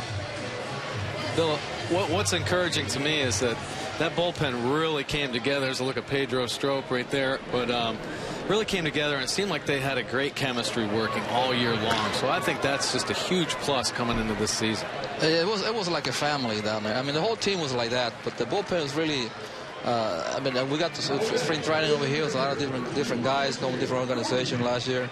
And when the season started, it was like a family, like they've been together for a long time. And it was like that all the way to the end. Well, Pedro Strop in the World Baseball Classic, he was on your team in that bullpen. Looked like he was in midseason form. Yeah, he was pretty good. He pitched winter ball this year. He was want to get ready for the Classic. And he had a choice to go either with the Netherlands or the Dominican. But he chose the Dominican, so he really wanted to be on the team. And it was good for him because he got to see up close a lot of the guys. They've been in the big league for a long time, especially like Fernando Ratney. So he's picking their brain over there, and I think he got a lot out of it. Hey, tell me this. I mean, it seemed like watching the World Baseball Classic that your team just had so much fun, and they competed, obviously, as well as anybody. They won the championship, but just that enjoyment of the game really came out in that World Baseball Classic. What are your feelings about that? Well, all the years I've been in baseball, I had never seen a clubhouse like that. So unique and so together that everybody was pulling in the same direction. And they know what was on stake, the flag of the Dominican Republic. And they know that the team got knocked out in 2009 by the Netherlands in the first round in Puerto Rico. So they had a mission to accomplish, and we did. And every guy on that team was really pumped up. It was like it didn't matter what type of player they were, if it was a superstar or a bench player. They're really pulling for each other, and they all want to play. And when the star player didn't play, they're just pulling for everybody else. J.J. Hardy up, strikeout victim his first time up. David Phelps rolling along in this ball game. No walks, 6 strikeouts. And the 3-1 delivery, and he walked him. Bill, you go from a closer in Rodney, who had a great year. You come back now with your ball club, and you get another great closer. What makes Jim Johnson so effective coming in to finish off games? Well, he goes after you. He's coming at you, and he's throwing strikes, and he can different bullets he got. He got the good sinker, the curve, and the changeup. So, and he's not afraid. He goes after the hitters, and he's the aggressor instead of being the guy that worrying about who's up in the plate. He's just going to go out there and go after the hitters. Is there a lot of talk in the bullpen about a lineup, or is that all done before the ball game? Before the game, we have our meetings, especially the first day when the teams come in. Have our meetings, and I always keep up a notes in the bullpen to refresh the guys' memory sometimes. But they pretty not much how we're going to go after the hitters and stuff like that. And Wheeler does a great job. I mean, he knows what's going on. He got the game plan. And he goes, he's pretty good about that. Do you go to Matt Wieters and talk with him about your bullpen guys, Bill, to let on any given day, who might be doing what, who might be changing something? No, he knows. He's the kind of catcher. He's one of the guys that I've seen as a catcher that he improvises in the moment. I mean, he really go work with what the pitcher's got in the moment, and even though that he got his scouting report, but he's gonna evaluate the situation, evaluate who's on the mound at this particular time, and go with it. Bill, we really appreciate it. Congratulations on your work with the Dominican, and great to have you back in the Oriole uniform. Thanks. Well, thank you. Nice to be back. You got it. Bill Castro is the bullpen coach for the Orioles and was the pitching coach with that Dominican team that won the WBC. And a swing and a miss by McLouth. The walk to Hardy, the first walk surrendered by Phelps in the ball game. And McLouth grounded out his first time up. The Orioles still with just one hit. That was the Adam Jones base hit that came in the first inning.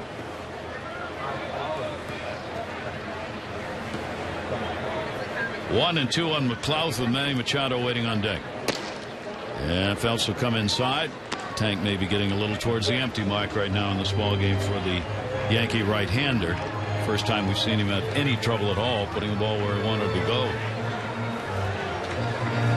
Yeah, I mean, I think this point in spring training, I'd like him to go a little bit deeper, but I'm sure they have a pitch count on him, monitoring what's happening. And sometimes pitchers just have to work through some of their control problems, especially a starting pitcher, if they want to pitch deep in ball games. Make an adjustment, something subtle, just to get the ball over the plate. Came in working 22 2/3 innings this spring. He'd given up 23 hits, 7 walks, 18 strikeouts.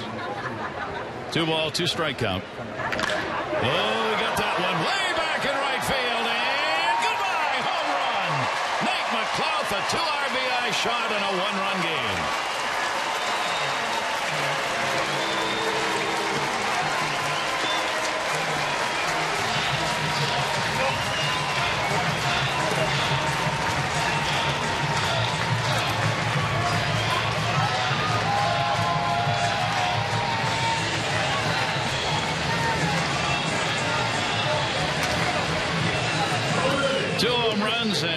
7 RBIs this spring from McLeod.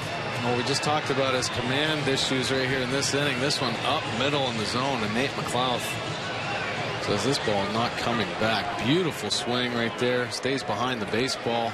Pretty much back leg in that one. Great swing by Nate. Nate's had a super spring. I talked about this before, just how consistent he's been all spring. Manny Machado is going to get a base hit. Francisco will get it in. So all of a sudden, Phelps, who was untouchable, has given up a walk, a homer, and a single to the last 3 hitters. You know, sometimes just making it through that lineup the second and third time is a difference maker for a lot of pitchers. So you have to find ways to make adjustments, keep hitters guessing, keep them off balance. But we saw he had great command in the first half of this ball game. Here in this inning, elevating some pitches, a little bit erratic.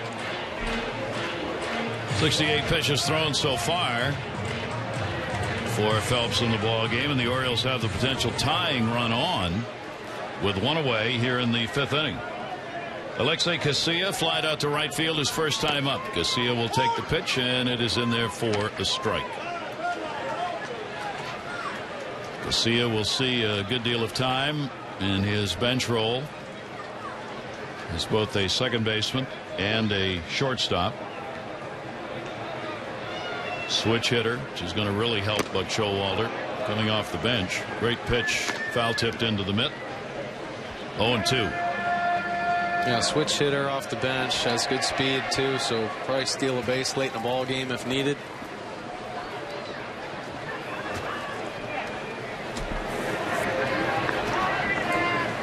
Manny Machado at first, not a big lead over there, and that's going to be down low. Good stop made by Wilson. Hold that runner at first base.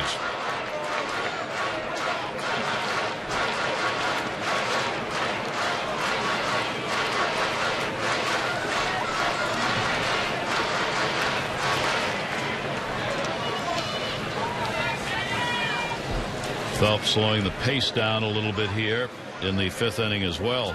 1-2. And foul tip to keep the at-bat alive. Casilla will come in with a .250 career batting average. A lot of major league experience, 6 years of service, but his pro career goes back to 03, and he came up to the majors in 06 when he was with the Minnesota Twins. Manny Machado back to the bag.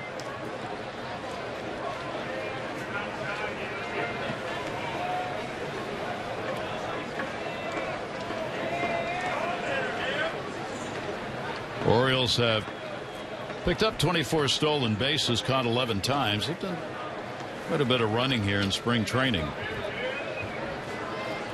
Here's the 1-2 delivery, and missed down low. Casilla works it to 2 balls, 2 strikes. It's a good take right there by Casilla, because that was a really good changeup from Phelps. Showed itself as a fastball, and then right at the end dipped down out of the zone. Took about 10 miles an hour off it. Here's the 2-2, and that's going to miss, so he works the count to 3-2. Casilla last year with the Minnesota Twins hit .241. He had 300 at bats last season, 17 doubles, couple of triples, 21 stolen bases in 22 chances. 3 ball, 2 strike count. Machado at first base running. Casilla takes it, ball 4. So the Orioles will get runners on at first and second base.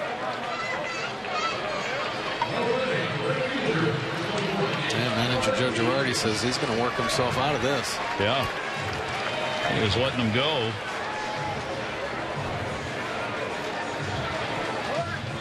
And the Orioles chance to get this ball game tied up or better here in the 5th inning as Nick Markakis stands in.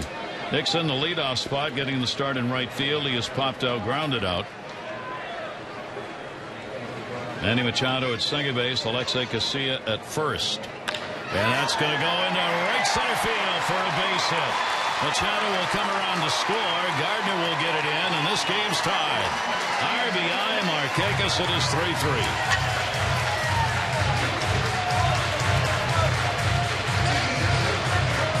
He can just fall out of bed and hit.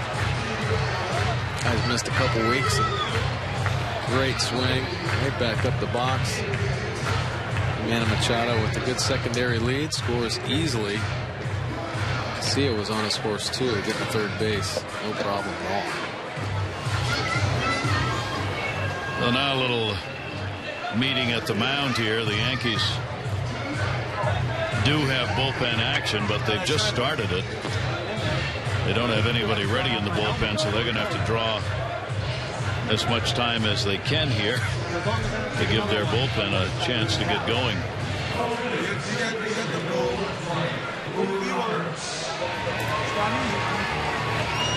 Well, the way he was cruising through the first 4 innings, there was no panic needed. But then he just fell into some trouble, and the Orioles made their adjustments offensively and have really put the pressure on him to tie this ball game up. Orioles getting it all here in the inning. They came into this inning with only a single by Jones back in the first. The one-out walk to Hardy started it. McLeod delivered the long home run. Machado followed with a single, a walk to Casilla. Now the RBI base hit by Markakis. Runners at first and third, only one away. And the pitch to Brian Roberts up high for a ball. Double play depth. The outfield will shade around to left. Gardner moves in a few steps. The center fielder in and over towards left field. Roberts has struck out and had a put out to the catcher on an attempted bunt that he ran into going down the first baseline. 1 ball, 1 strike count.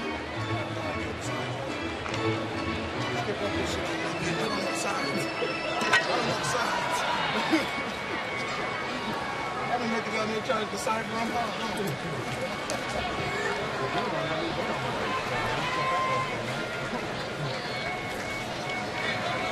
Off the bat. 1-1, runners off first and third. And Roberts on a big cut. Count goes to 1-2. This is where it gets so tricky for a manager, regular season or spring training with a pitcher. You want to leave him in and you want to let him work through problem areas and see if he can do it, but you don't want to hang him out to dry. Right. You don't want him to be out there and just can't get people out. That's a tough call sometimes. Throw over, runner back. I think ultimately, though, at least getting into the 5th inning, they're just looking at his pitch count. He was cruising through the first 4 innings. Now his pitch count's probably getting up there a little bit, and you don't want him to labor through, especially after been cruising through the game so well and then come up with a real laborious, inning like this. Takes its toll. Yep. 80th pitch of the ball game will be coming up for him. Only 1 down. Throw overs to keep this double play in order and not let Markakis get too big a lead. Casilla off third. And Roberts with a big cut will go down swinging. Strikeout number 7 in the ball game. 2 down.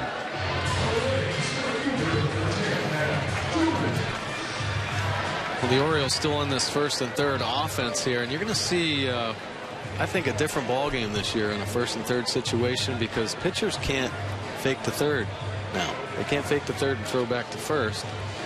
So I think you're going to see more aggressiveness in all counts and in all out situations. I think you're going to see teams with no outs and even 1 out trying to steal a run or putting runners in motion in the first and third situation. They're going to be a little bit more aggressive, and then you go back to our Orioles defense. That's why Matt Wieters has been so aggressive throwing behind runners, especially down at third base, to keep teams in check. It's one less thing a runner has to think about, right? That fake to third, look to first, so you take a little edge, get a little half step further or more.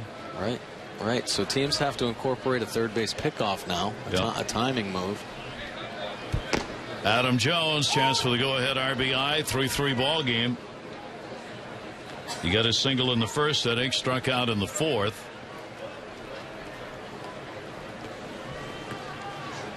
Casilla, Markakis are the base runners as Phelps tries to find a way to work his way through this inning.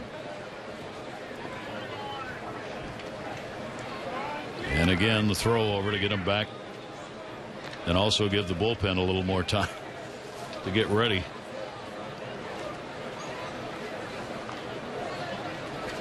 Jones last year finished up 258 with runners in scoring position. He'd like to up that number a little bit, hitting in the middle of the order, and a lot of chances last year. 1-1 delivery in the check swing. Phelps remembering what he got Jones to go after in that strikeout in the 4th inning was that slider down and away, and tried it again right there. 2-1.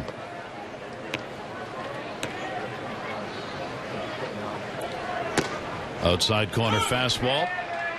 2 balls and 2 strikes.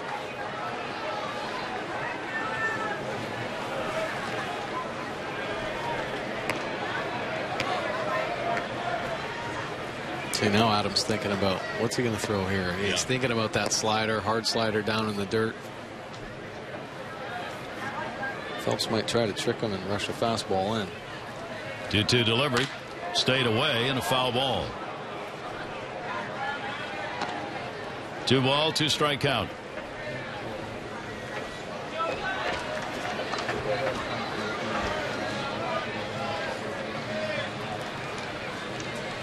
Why hitting with 2 strikes is so hard, what Mike was just talking about. You don't have many options. You got to protect.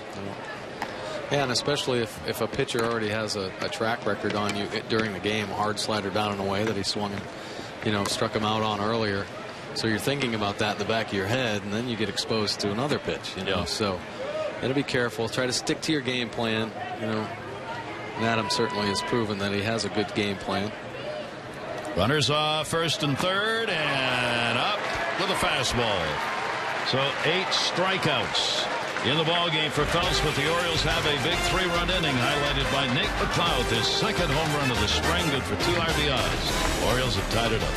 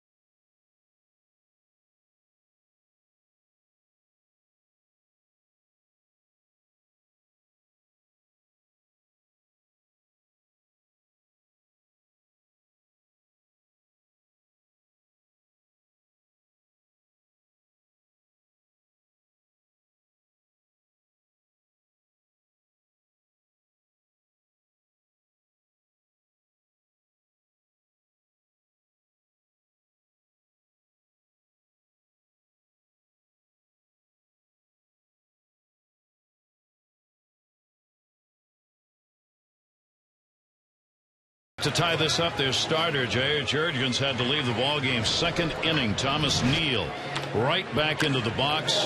Caught him on the rib, and it is a rib contusion. Did make himself available to the press and had this to say just a few minutes ago. I got right underneath the ribs, right on the side, and on my right side.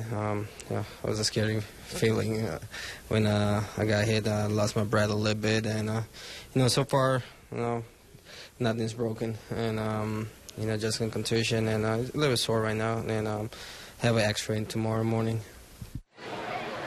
Good news. Yeah, it is good news. That ball really came back on him.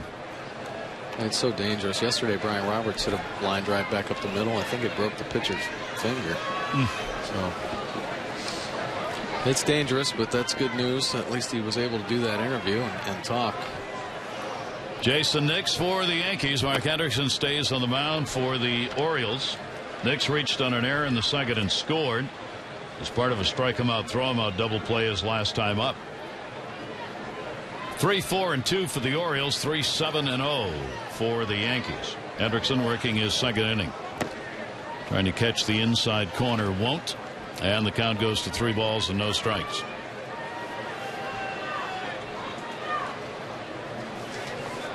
The Orioles are 18-8-3 here in spring training. Yankees are 12-17. Ball popped up down the line. Davis will be closest, and foul ball, just foul. Ball out in the triangle, the Bermuda Triangle. All three players, Chris Davis, Brian Roberts, and Nick Markakis, giving chase. So Chris, it gets back over his left shoulder. Ooh, that's close. Just foul. 3 ball, 1 strike count.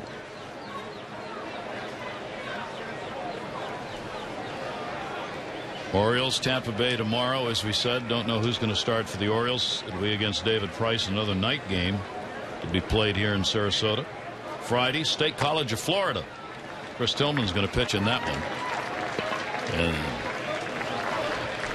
And then the Orioles will have the Mets coming over here for a game on Saturday at noon. And spring training coming to a close. And we want to remind you, the Junior Orioles Dugout Club, Birdland's best value, family entertainment, kids 14 and under. You can get tickets to 10 games, an exclusive club hat, membership card, backpack, and more, only $20. Members even get exclusive giveaway items, and family and friends get tickets starting as low as $6. Pitch is taken for a strike. You got a chance to upgrade as well, so find out more about the Junior Orioles Dugout Club. 888-848-BIRD, to go to Orioles.com/Dugout Club. Thomas Neal nicks on at first base. And Neal takes it away for a ball. Base hit and has struck out. Oriole pitchers have surrendered 3 walks in the ball game. The first surrendered by Mark Hendrickson.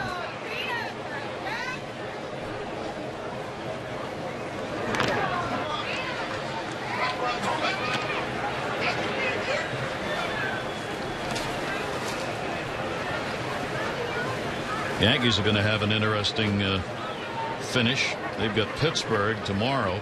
Then they go to Washington, where they will play a game. Andy Pettit's going to pitch against Jordan Zimmerman in that one. And then they're going up to the Point. They're going to play Army at West Point on the 30th. That's been in the history of the Yankees and West Point that clubs have gone up there before. Just going to miss outside. And a 2-ball, 1 strike count. And manager Joe Girardi has to find out who he's going to be bringing up to West Point. Got to find that. You're not going to go there with a lot of subs. No, you got to have your 25-man roster ready to go. A lot of Howards up there. You really. You don't bring a lot of reserves. Here's the 2-1, and that will miss inside, and a 3-ball, 1 strike count. Had the pleasure of doing Army football 2 years ago for a season, and I'd never been to West Point before. What a great treat, and to meet those cadets. As they say, there are no red shirts at the academy playing sports. That pitch is taken for a strike, and it is a 3-ball, 2 strike count. So let's see if Girardi wants to send Nix.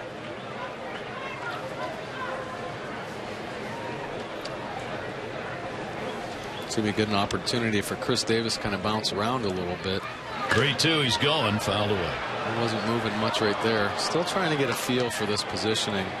It's new to him. A lot of the things they're asking him to do over there at first base are things that he's trying to feel comfortable with. But jockeying that runner, there are some first basemen, Albert Pujols comes to mind right now, that play off the bag and just kind of mess with that runner at first, always moving around, keeping him guessing. 3-2, runner goes, and he walked him.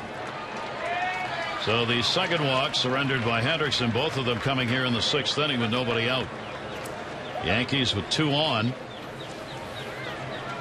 And Wieters will head out to have a word with his pitcher.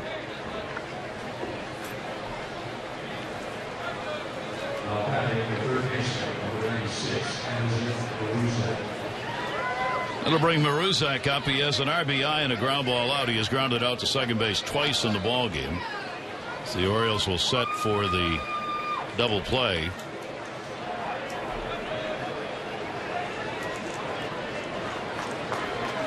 They may be asking him to bunt here. Yeah. Looks like the Orioles are sliding over into a bunt formation with Casilla sliding into the 5-6 hole. Manny Machado in.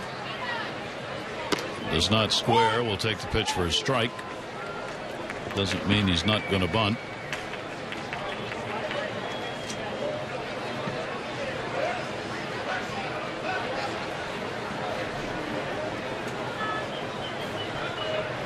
Rizak 0-1. Machado stays in at third. Davis coming at first. Again, does not show bunt. Takes it inside, and a 1-ball, 1-strike count.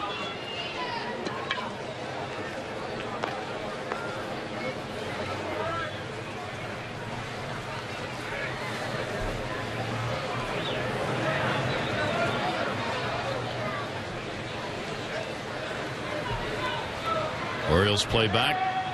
Rizak hits. Adam ball. Marquez. Runners stay. 1 down. A good break right there for the Orioles. Nice swing. Straight at Nick Marquez.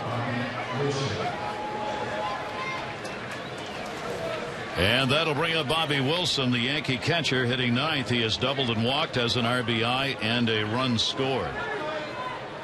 Wilson, Rizak, and Eduardo Nunez have the RBIs for the Yankees, all coming in the second inning.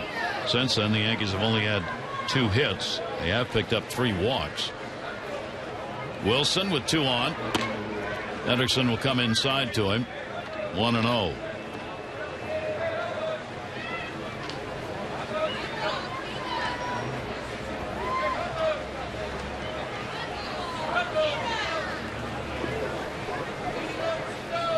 Runners go.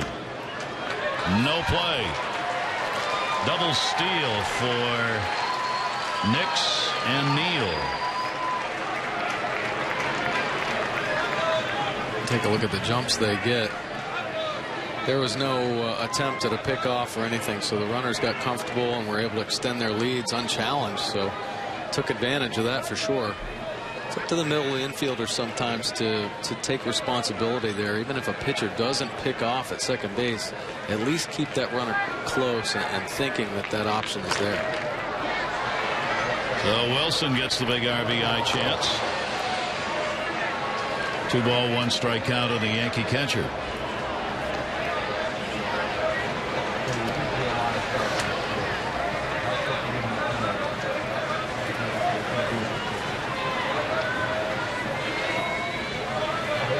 Orioles infield will play back here in the 6th inning in this tie game. 2-1 delivery on the way. Fouled back. Anderson comes back on him to even it up. 2 balls, 2 strikes. That double steal, that runner at second, obviously, as Mike was talking about the key, the runner at first will key off that runner and make sure he goes and breaks and then take off on his own. So that's the guy you got to try and hold close, and Hendrickson didn't turn around and take a look. 2-2 delivery, lashed in the air to center. Jones, it'll get a run in. You'll haul it in, tagging up Nix, so the stolen base mounted. RBI for Wilson. The Yankees back on top 4-3, and Neal moves over to third base. Nice job of hitting right there, picking up that sacrifice fly and a go-ahead RBI. That's what we were talking about, Mike, earlier in the ball game. What the Yankees may have to do with some of those big names and big bats out of the lineup, do things like that to create a run. Yeah, exactly. Well, you've seen them kind of manufacture it right here. A little surprised they didn't bunt with Addison, but you know, it worked out. We were able to steal a base, good heads-up base running, and taking advantage of the Orioles not paying attention to him out there. So now runner at third base with 2 away, Brett Gardner. And Gardner on the pitch takes it for a strike. Even in this situation, Manny Machado will play in at third base. He's just off the grass. And that's because of Gardner's great speed. Gardner's had a single, 1 for 3. And that'll be up high to him. 1 ball, 1 strike. Now the Yankees back on top just after the Orioles got 3 runs in to tie it. The Yankees get 1 back to make it 4-3.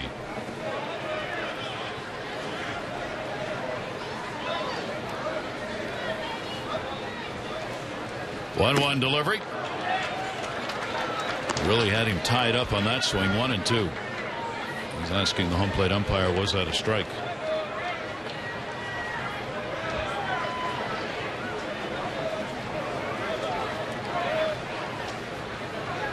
And with the 1-2 count, Machado gets to back up at third base.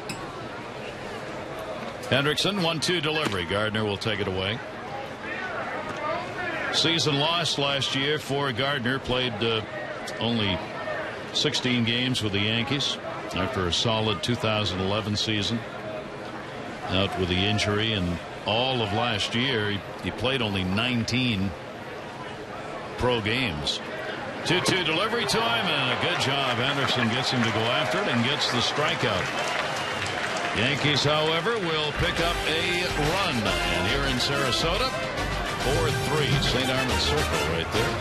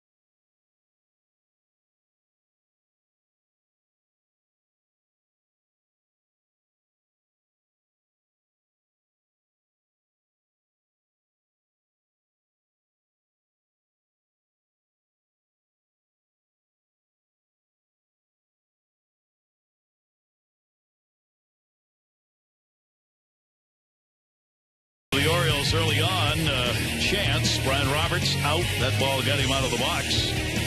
Wieters would help. Strike him out, throw him out, double play. Troy Patton came on to get some big outs out of the bullpen.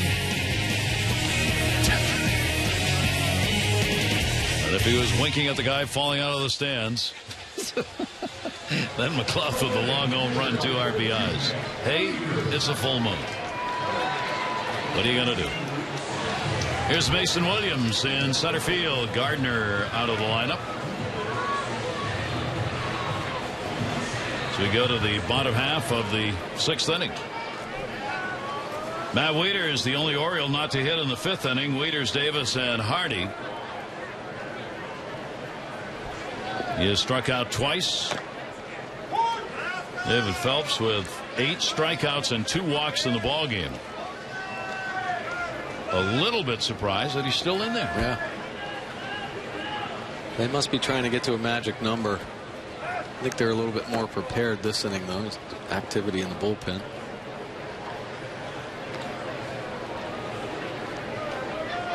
Phelps has given up the 3 runs on 4 hits.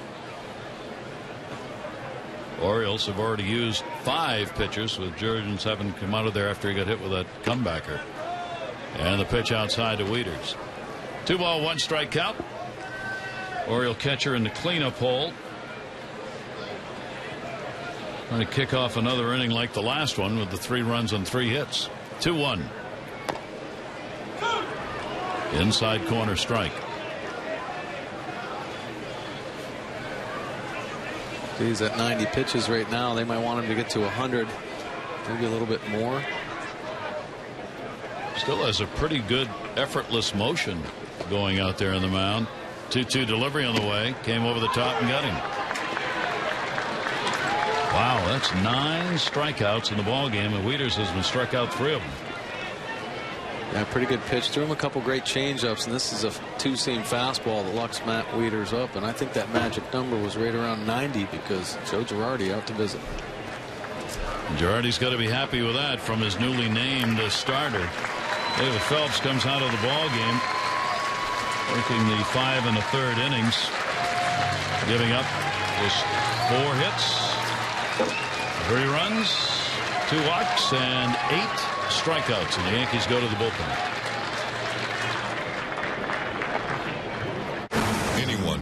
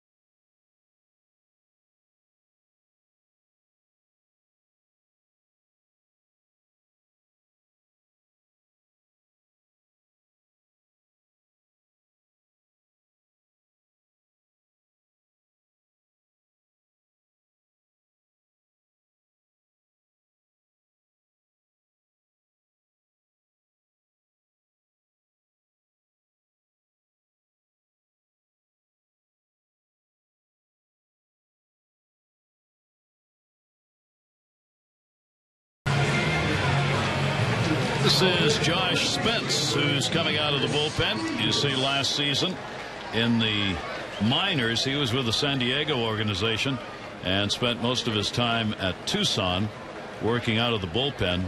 4-2 mark. He had only 4 starts, 31 appearances, though. Spence out of Grovedale, Australia, and went to college in Arizona State. Claimed off waivers by the Yankees last November.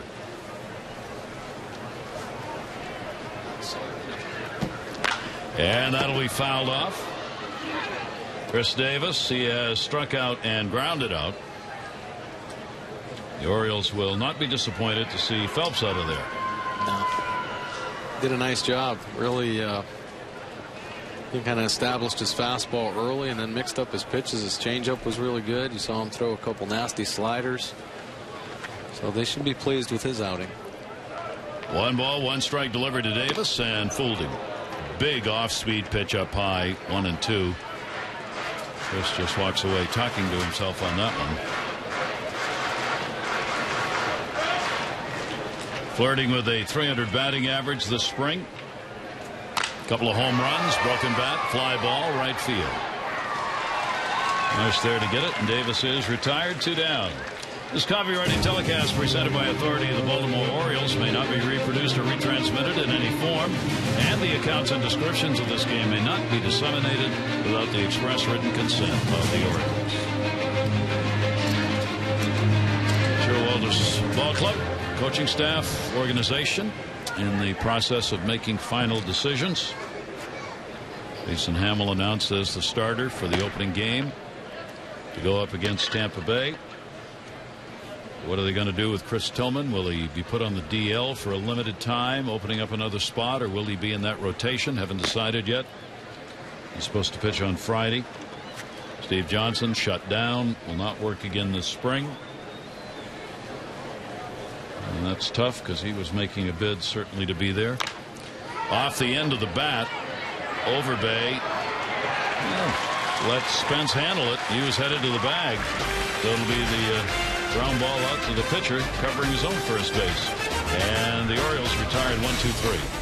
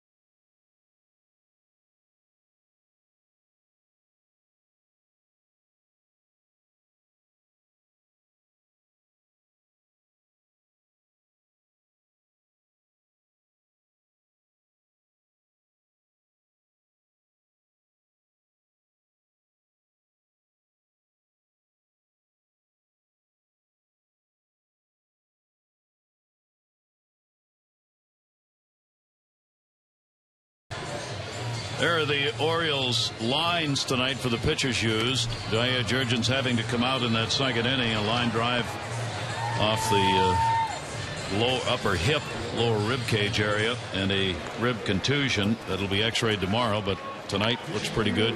You were with us earlier. He talked to us. Tommy Hunter, Adam Russell, Troy Patton, and Mark Hendrickson working out of the bullpen. And now Chris Petrini will join the list here for the O's. Yeah, Chris Petrini pitched last year in the minor leagues. Really good numbers. Look at that 2.49 earned run average. And he's had some opportunities this spring to really show what he has. Rewarded coming into camp and had some opportunities here. He's pitched five and a third innings. Another chance tonight. Show Buck Showalter and Rick Adair what he's all about. And Petrini will be working with Taylor Teagarden. New battery for the Orioles as Matt Wieters comes out of the ball game. Teagarden, of course, will be the backup catcher for the Orioles. Eduardo Nunez an RBI single. He's walked and flied out, and a chopper back to the mound. Trini's going to have to hustle. Does. Throws it away. It'll be off the side of the stands. Marquez chasing it down. And into second base, Nunez. Single and an error on the throw. Well, Nunez smelled this one right out of the box. Really hustling down the line. Petrini gets there fine, but I think just looks up and rushes the throw, can pull it across his body, but got himself in a good position.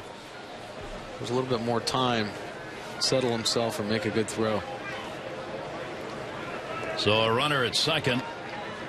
Yankees with 8 hits in the ball game. Overbay has 2 of them. Lyle Overbay, first game with the Yankees, couple of singles, and he is popped out, and Overbay will take it outside for a ball. So Overbay gets an RBI opportunity here.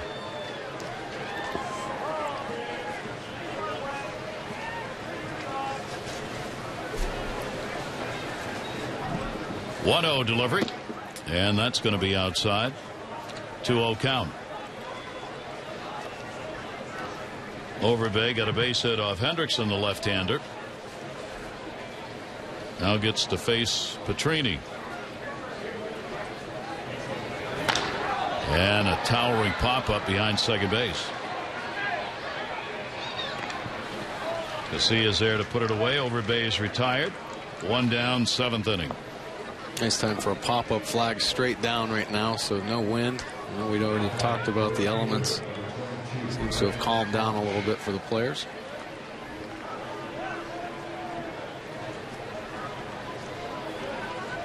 Brennan Bosch. Bosch getting the start in right field. He has popped out twice and flied out to right. The Yankees, as we said, their outfield will be Wells, Gardner, and Ichiro on opening day in all likelihood. Youkilis will play third. Nunez is playing tonight, will be at short. Cano will be at second base, and Rivera or Overbay will be at first. That one is deep, way back in the gap, and goodbye home run. Brennan Bosch with no wind assistance gets a 2 RBI homer.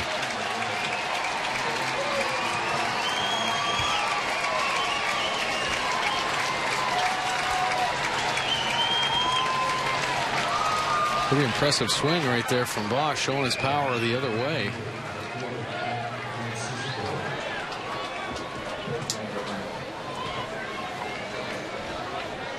Oh, the Yankees extend their lead to 6-3.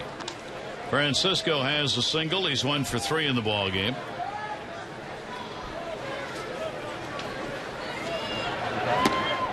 Oh, 1 will be a strike on the outside corner.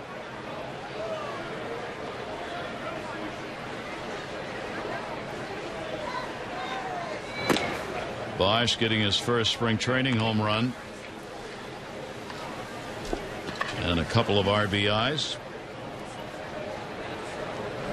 Petrini's delivery, and that one's in the air. That one is deep to left center field. Jones going back, and goodbye, home run. Back-to-back home runs by Brennan Bosch and Ben Francisco, and both well hit.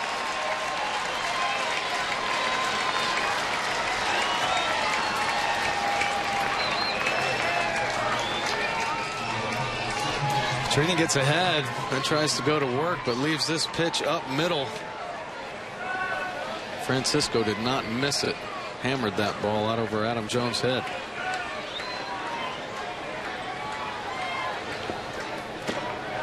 Yankees with 22 home runs on the spring now, and a couple added here in this inning. You compare that to the Orioles, who hit 43. That's going to be a base hit into right field. Markakis to get it. Nix is on again. Nix has had a busy night. Reached on an error, scored, walked, scored. Had a strike him out, throw him out double play, and now gets a base hit.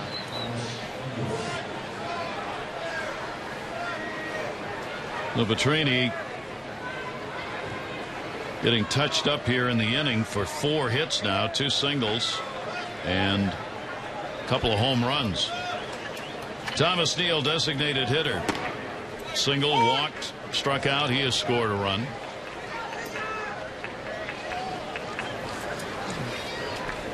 Well, that first batter, he had a chance to help himself and ended up throwing it up the right field line. And I think that kind of, he lost a little bit of his focus. After that, he did get Overbay out. Can't let up one bit. Made a couple mistakes, and both of them went for home runs. Neal with a 1-ball, 1-strike count.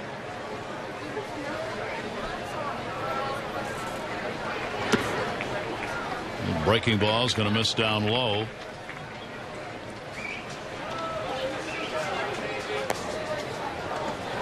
And the count will go to 2-1.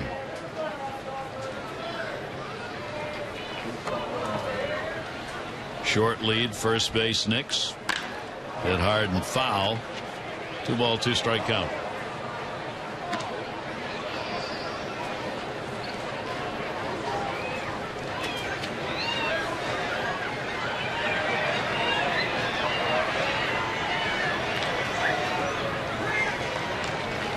Well, the Orioles got back with that 3-run 5th inning to get the ball game tied up. The Yankees got 1 in the 6th and now have added 3 more here in the top of the 7th inning. 2-2 delivery. Inside, good stop. Teegarden. Runner will go and will make it. Wild pitch charged. Pretty good read right there by Jason Nix. Always want to be alert and anticipate a ball in the dirt. At first base, you can see that bend in the ball. Maybe sometimes base runners peek in. You can see the signs, so they can anticipate a little bit more if they see a breaking ball signal down. Went back outside and walked him. So Petrini really struggling here. The Yankees get another base runner on. That's 2 walks drawn by Neal in the game.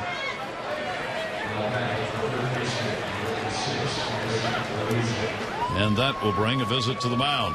The Orioles are just starting. Get a little action going in the bullpen.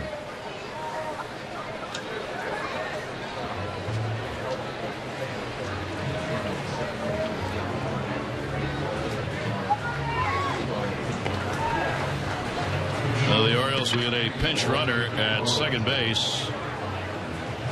Yankees pinch runner at second base.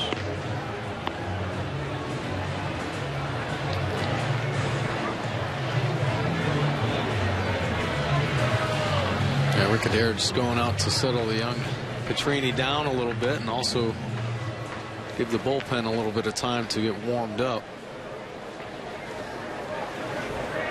Walter Ibarra is going to get down and run at second.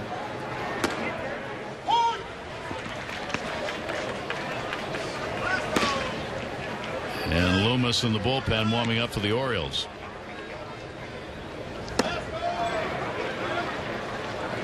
Marzak's had an RBI, 0 for 3 in the ball game. Got the RBI and a ground ball.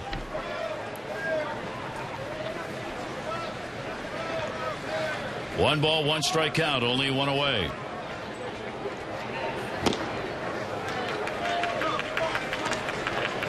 Trini gets him to go after one. Outside, 1-2. Runners on at first and second base. The Yankees looking to make a big inning out of the top of the 7th. That goes the other way, and that's going to be a foul ball. So many of the young pitchers that get opportunities to pitch in spring training really find out and learn a lot about themselves and what they need to do to be successful at the major league level. And Petrini, you see he has good stuff when he's able to locate it on the corners. Nice little breaking ball, pretty good change, good fastball for the left-hander. But you make a mistake up middle on the plate, it generally is going to get hit hard at the major league level. Not many guys swing and miss those ones. 1-2 delivery, and that's going to be a base hit into left field. That will score a run. Ball will be cut off and an RBI base hit. Zach, 2 RBIs in the ball game, and the Yankees have an 8-3 lead.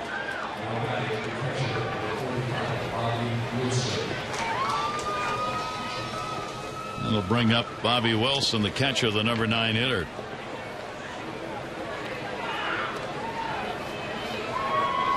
The Yankees now with runners on at first and second. Wilson an RBI double. He has walked and picked up an RBI and a sac fly, so he too with a couple of RBIs in the game. That's going to be a wild pitch. That'll move the runners up.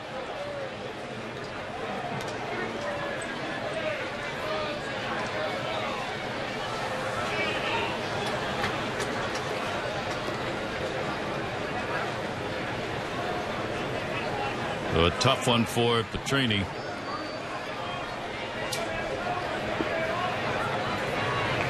Buck Showalter bringing the infield into a 3 depth. Not quite all the way in. Runner not going at third. Looked back. Manny Machado makes the play on Wilson on a broken bat ground ball. There's a big second out here in the 7th. So the Yankees have batted around as they turn the order over. Williams will get his first at bat. Mason Williams coming on for Gardner in center field.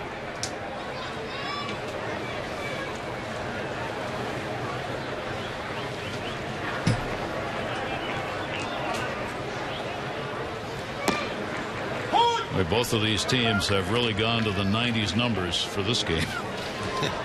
Williams has appeared in 1 game, doesn't have an at-bat for the Yankees in spring training with a big club.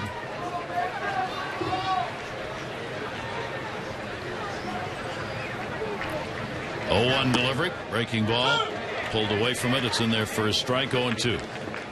There are a lot of times, and the Orioles have a great opportunity to take a look at a lot of their prospects that, guys that weren't invited to big league camp, but since the minor league facility is so close, and they can go down and handpick a couple guys they want to take a look at. That is going to be a dying Quail base hit.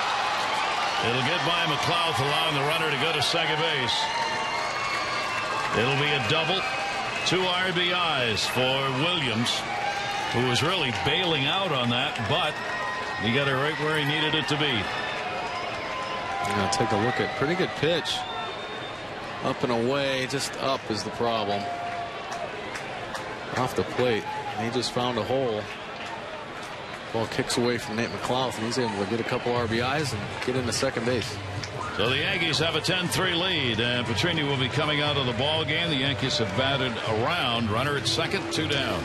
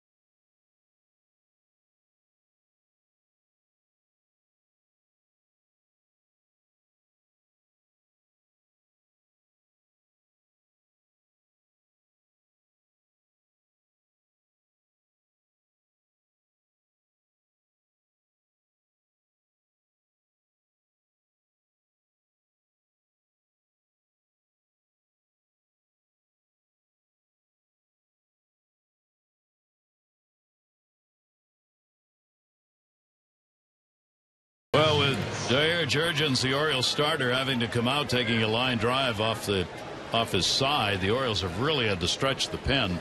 Here is Andy Loomis coming on to pitch. You see his minor league numbers right there. Not bad numbers at all. 59 strikeouts, just 18 walks. Gives up a few hits, but pretty good numbers. Another opportunity for a young player to show his stuff. Velazquez at the plate for the Yankees. This will be his first at bat, in for Nunez.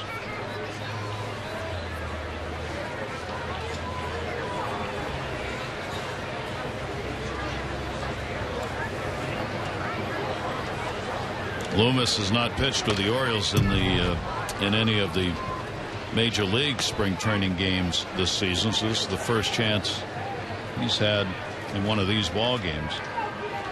And tonight's one of those nights with that injury while you load the bullpen up with pitchers in spring training games just in case, and tonight it was needed.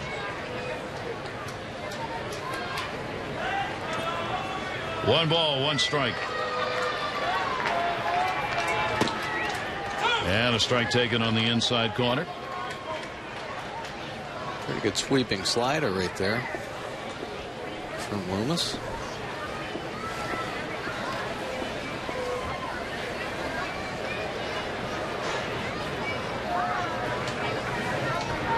Velazquez, 1-2. That is in the dirt, and Teagarden makes the nice stop on it.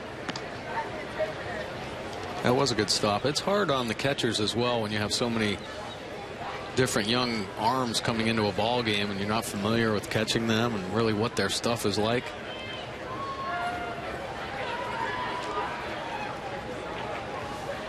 "33-year-old veteran at the plate, non-roster invitee for the Yankees. 2-2 delivery to him, and he's gone. So Loomis comes on and gets the strikeout to end the inning. The Yankees send 10 to the plate. 7th inning stretch time from Sarasota. Yankees up.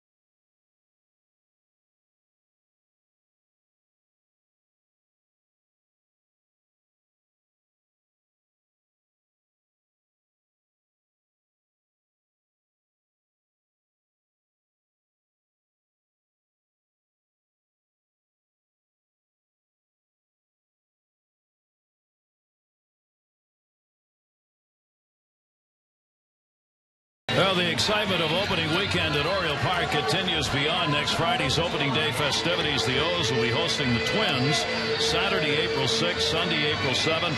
You can celebrate your weekend back in the ballpark as you enjoy the sights, sounds, and tastes of Utah Street and welcome the O's back after their great 2012 season. For tickets to opening weekend, call 888-848-BIRD or go to Orioles.com. Farnham has gone out into left field for the Yankees to start the inning, and Melky Mesa has gone into right field, and Var has gone into play at second base. So Jeff Farnham, who's also a backup catcher, is getting time in the outfield and left field. Orioles bat, Nate McLouth up. Bottom half of the 7th inning. McLouth with a 2 RBI homer. Came in the 5th inning. 2 home runs on the spring. Also has grounded out. Phelps 5 1/3 innings. 3 runs, 4 hits. 2 walks and 9 strikeouts for the Yankee starter. Josh Spence on in relief.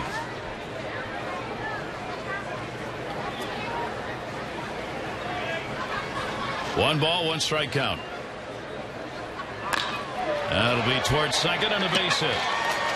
So McLouth is on in the 7th inning as the Orioles get a leadoff single. 5 hits in the ball game. McLouth's got a couple of them. Another good swing by Nate McLouth. And I've said this before about his consistent approach. Every day the same thing in batting practice. Never gets out of whack. Always has a plan. Never tries to do too much with his approach in batting practice. And with that, Yankees will make a pitching change here. Now Spence out of there as he'll leave the ball game in the 7th, responsible for the Orioles base runner.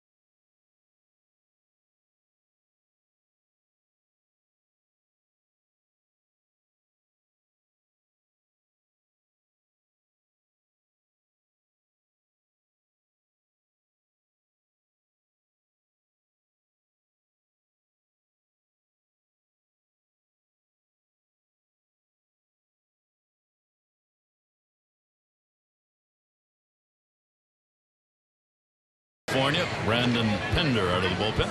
Pretty good numbers in the minor leagues at 2.74 earned run average.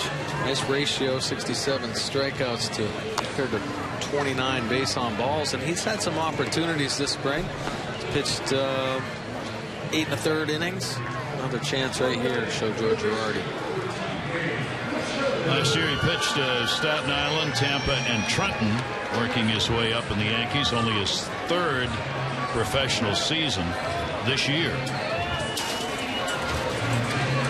Manny Machado with a runner on at first base. Machado with a single and a run scored, and is also grounded out. McLouth on at first, nobody out. Goes after the first pitch, center field. Mason Williams.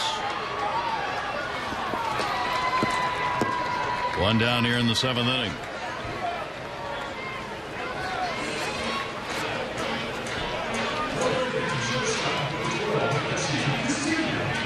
Kyle Hudson came in a pinch run for Nate McLouth after he delivered that single. Hudson had an opportunity with the Orioles a couple years ago to make it up. Climbed his way through the minor leagues, and now he's back in camp. So a pinch runner at first base. Casilla up, and he will take it for a strike. Alexi Casilla, the shortstop tonight, with Hardy DHing. He has drawn a walk and flied out to right field.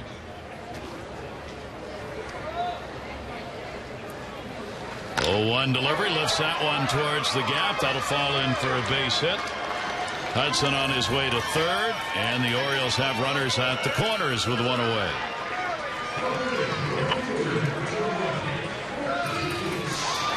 Pretty good swing by Casilla right there. Even though it's a blowout game, you still want to put together quality at bats.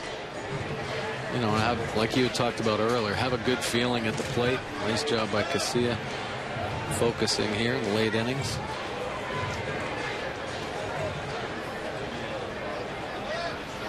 Runners at first and third. Markakis will take all the at-bats he can get here, making the start in the field tonight in right. He's had an RBI base hit, 1 for 3. 1 down, 2 on. And the fastball up high from Pinder. 2 on and 1 out. Another sellout crowd here in Sarasota. Markakis is going to get a base hit into right field and another RBI. Cal Hudson will score. Runner stops at second. 2 RBI ball game, 2-hit ball game for Markakis, and it's 10-4. Good swing and a nice sign too for the Orioles that Markakis is indeed healthy.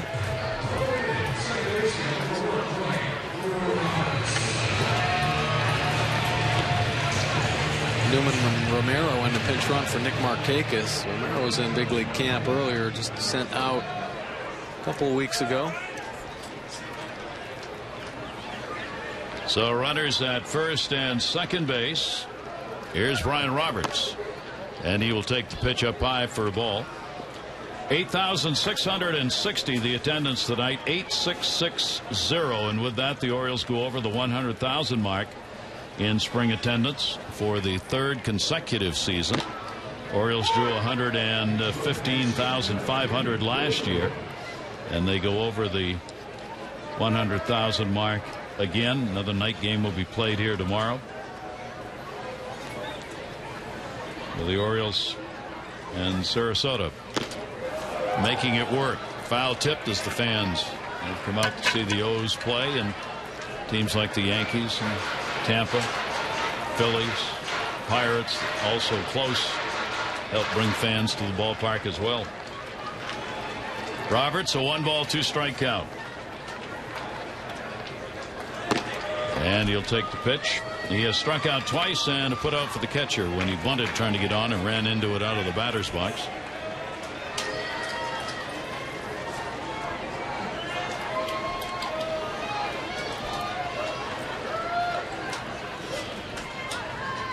Pinder with a 2-2.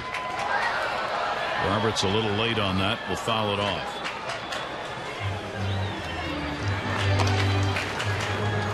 Casilla back to second base. Romero back to first.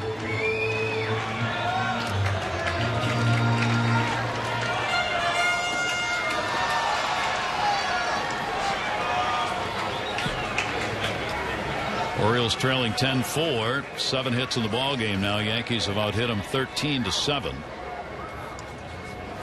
2-2 pitch, and that will miss, and a 3-ball 2-strike count.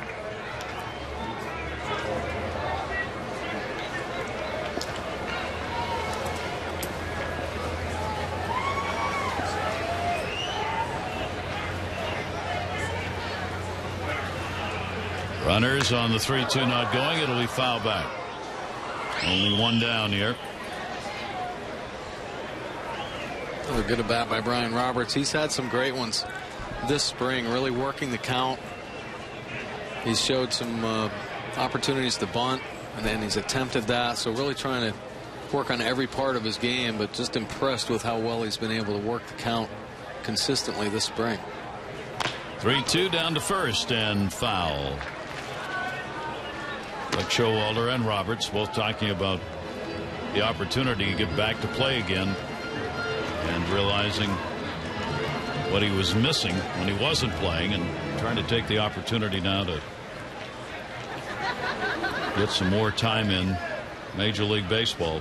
Sure. I'll tell you what's going to be interesting is to see how they structure the lineup. Is Brian going to lead off? Down the line, that's going to be a fair ball. They'll send one home, no play at the plate. Casilla scores. Roberts the RBI. 10-5. Well, he finished that at bat off the right way. Saw a lot of pitches, stayed on a pitch down and away, and delivered to left field. Pick up an RBI as well. Here's a look at the swing. Tough pitch down, probably a ball, but he went down after it well. Placed it over there. Good hitting. Buck Britton comes on to run for Roberts as Buck Showalter gets the starters out. hit number 8 for the Orioles. Here's Adam Jones. He has singled and struck out twice. And Jones will take it inside. Where do you think Roberts will hit? Well, I don't know if it's going to be. I don't think it's going to be consistent. I think he's going to juggle the lineup depending on the pitcher. Brian's versatile with being a switch hitter, so he can move. But I think his options, Buck Showalter's options, are first, second, and ninth. I think the team has good speed. Nate McLouth has proven that he can be a really good leadoff hitter. Obviously Nick Markakis, but I think ideally Buck wants Nick to be in the 3-hole. But I think Brian's going to be versatile and be able to help set up that lineup depending on the starting pitcher that night. Has been a kind of a ball club for Buck Showalter. Obviously, last year he had to do a lot of that more so with the pitching, especially the starting rotation.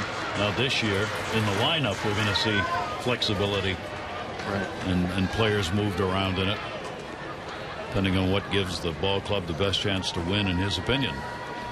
2 ball 1 strike count on Jones.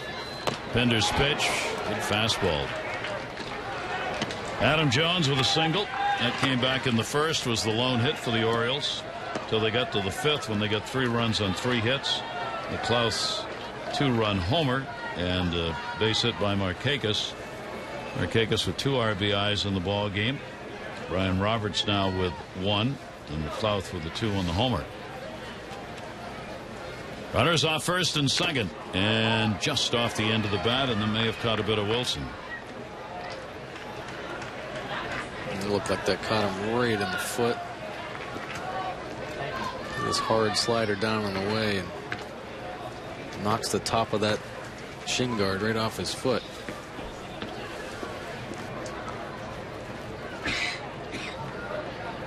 Jones holds the count at 2 balls and 2 strikes.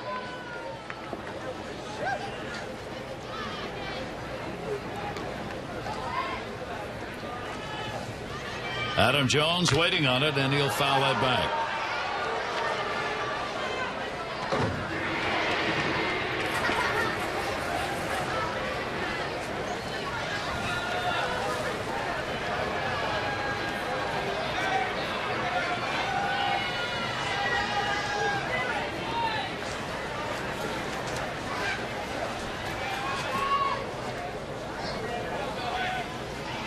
Two again, and Jones will take it. Well, Adam Jones not going to surrender the at bat here, and the count goes to 3-2 with 1 down. Orioles trailing at 10-5 with a couple of runs in here in the 7th. Josh Spence charged with a run on a hit in 2/3 of an inning. 3-2 delivery. Got him. Went up and gets the strikeout. They challenged him with a pretty firm fastball right there, but Adam Jones laid off a couple tough pitches. It's nice to see the Orioles batters not giving in at all. This fastball right up by the belt. Adam definitely wants that one back, because very rarely does he miss a mistake out over the plate. We'll bring up Taylor Teagarden. Good numbers, couple of RBIs here this spring. The 11th game that he's appeared in, he's picked up 24 at bats, 8 hits, a couple of doubles. Teagarden looking forward to getting in a full season as the Orioles backup catcher. Runners at first and second and 2 down. And on the inside corner with that 1-1.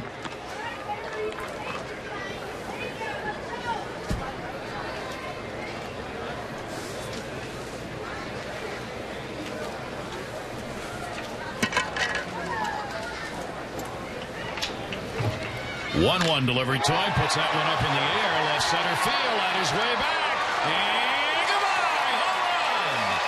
Taylor Teagarden picks up 3 ribbies and puts the Orioles right back in the ballgame, 10-8.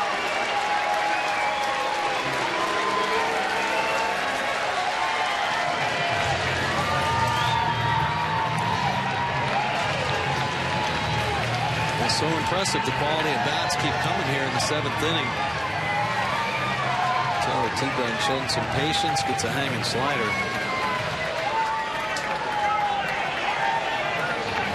Take a look look at it right here. He got brought over the plate. Taylor Teagarden, strong like bull, drives this one left center field fence. And remember, that wind is not blowing out. It has died down completely. So these home runs we're seeing are balls that are really tagged. Teagarden will chase the Yankee pitcher, and we'll get a change.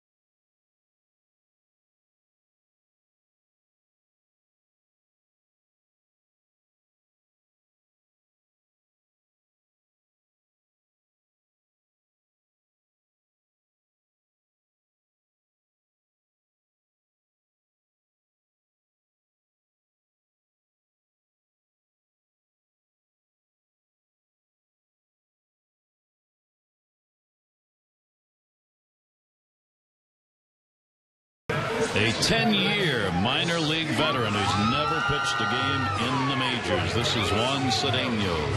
Yeah, he's had good numbers, though. Last year, 2.81 earned run average, 57 strikeouts, just 21 walks. So he's looking for an opportunity to play in the big leagues one day. 10 years in the minors. On to the Dominican Republic, and he will get the strike. Davis with the bases empty, 2 down. Chris Davis has had an 0 for 3. Orioles, the big 7th inning. And the 0-1 will be put up in the air to left field. Back on the warning track. Playable. And Farnham hauls it in. So the Orioles are retired, but they come up with a big 5-run 7th inning. And a long home run by Taylor Teagarden. And 3 runs batted in.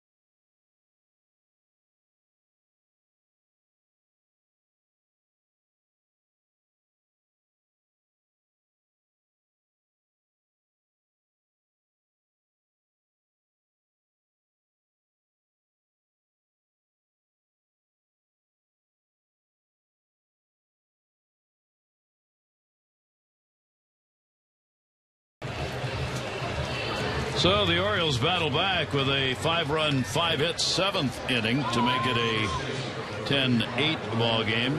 Andy Loomis will remain on pitching. Now a lot of changes for the Orioles. Hudson, Dickerson, and Jackson now in the outfield. Britton, Romero, Flaherty, and Pierce have come on to play the infield. Teagarden was already in doing the catching. And Loomis on the mound. Here's Lyle Overbay. He will foul that one back. Trying to get in his at-bats here in his tryout really with the Yankees. 2 for 4, 2 singles in the ball game. Well, I watched him play a little bit last night as well and made some nice defensive plays at first base. So I know Joe Girardi likes veteran players, and certainly a proven major league player, Lyle Overbay. Overbay will take it outside. 1 ball, 1 strike count. Loomis came on to get the final out in the 7th inning. 1-1 chopper to first. Played on the big hop. Pierce will take it to the bag for the out. And a reminder that you can follow the Orioles with MLB.com at bat. For your iPhone, iPad, or Android, get spring training scores, stats, highlights, live audio, and more. Just text at bat 31826. Go to Orioles.com for details. Gary Thorne, Mike Bordick with you. The professor on the left. And the infamous notebook. Foul back. A couple good baseball minds right there, but probably just talking about where the players are all out on the field and where they're going to hit in the lineup. It can get confusing. Melky Mesa at the plate. This will be his first at bat for the Yankees. Swung out and missed, and a 2-strike count.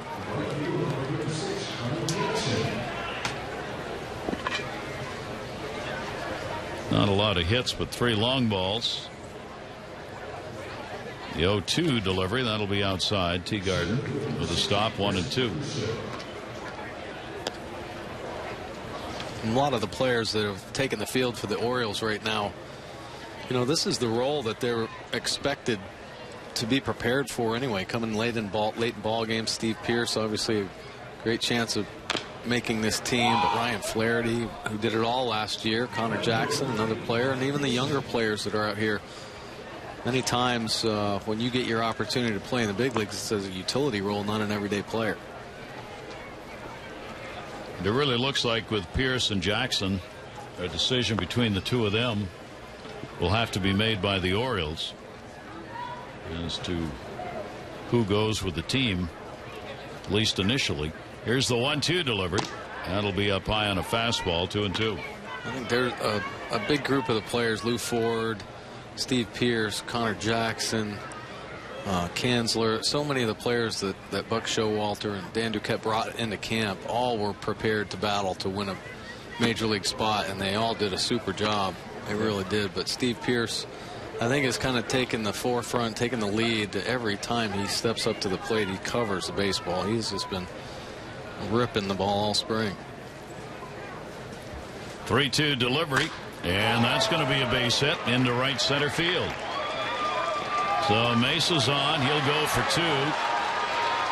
He's going to go for 3. There'll be no relay throw. And Hudson down. Or is that Dickerson? Dickerson down. He went to retrieve the baseball and may have turned an ankle.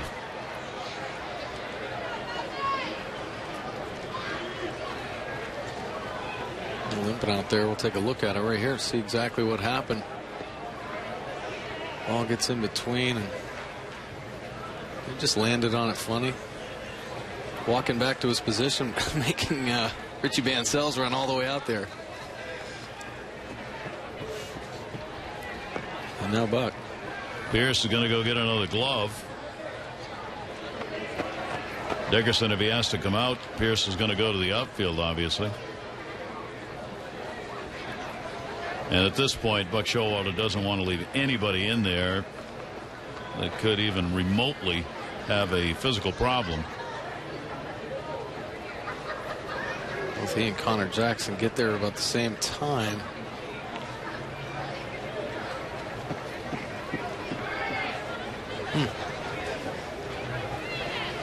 Yeah, when he planted to turn back and get that ball, that's when something apparently happened in there.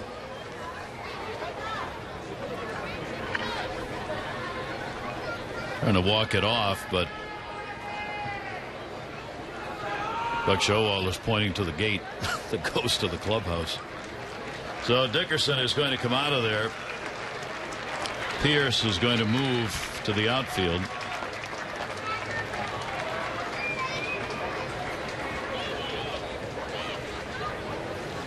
And Michael Ullman is coming on to play at first base. Michael Ullman is a catcher by trade. A young player that's actually come a long way, has developed into quite a prospect now for the Orioles, but has taken some repetitions at first base. Good chance for him here to show his versatility. And so Hudson's going to go to center field, and Pierce will go to left, and Hudson in center.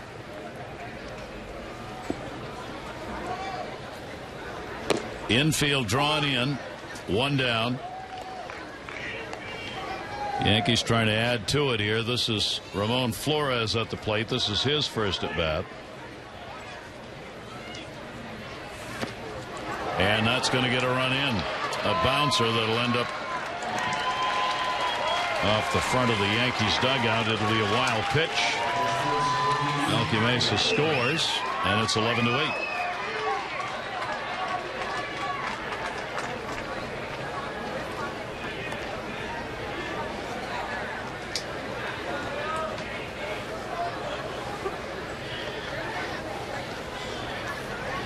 One delivery, and Flores will take it for a strike. Some people tomorrow will look at this score and go, boy, the wind must have really been blowing. No, actually it wasn't. Here's the 1-2 pitch, and that'll be taken outside. And Flores getting the opportunity. 11-14-0 for the Yankees, 8-9-3 for the Orioles. Andy Loomis with a 2-2 right off the end of the bat. Tough play. Britton up. Can't get it out of the glove. That'll be a base hit.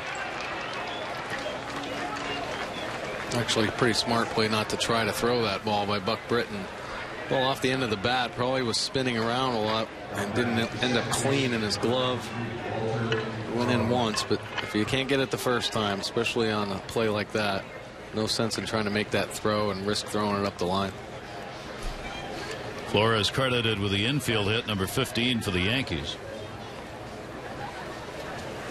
Ibarra up. This is his first at bat. Ibarra puts it in the air to center. Hudson is there and will put it away. 2 down.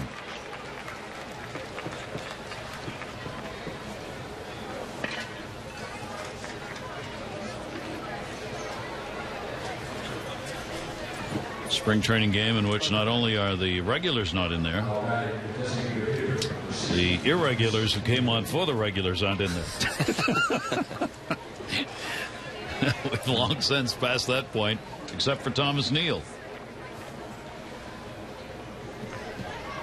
And that ball will be put up in the air to right. Playable for Jackson, and he'll put it away. So that will retire the side. The Yankees, though, will add a run. They do it on a couple of hits, leaving a base runner on, and extend their lead to 11-8.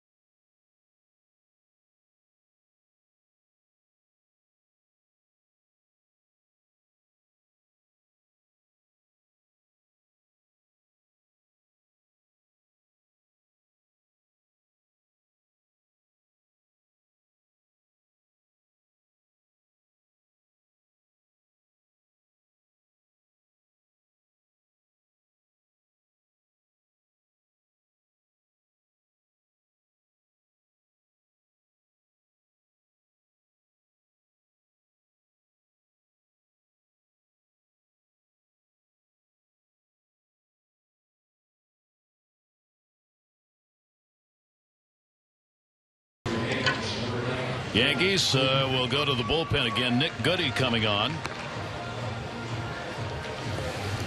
Nick Goody spent some time in the minor leagues last year, just 23 games.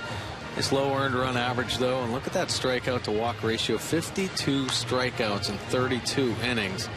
So certainly has some nasty stuff.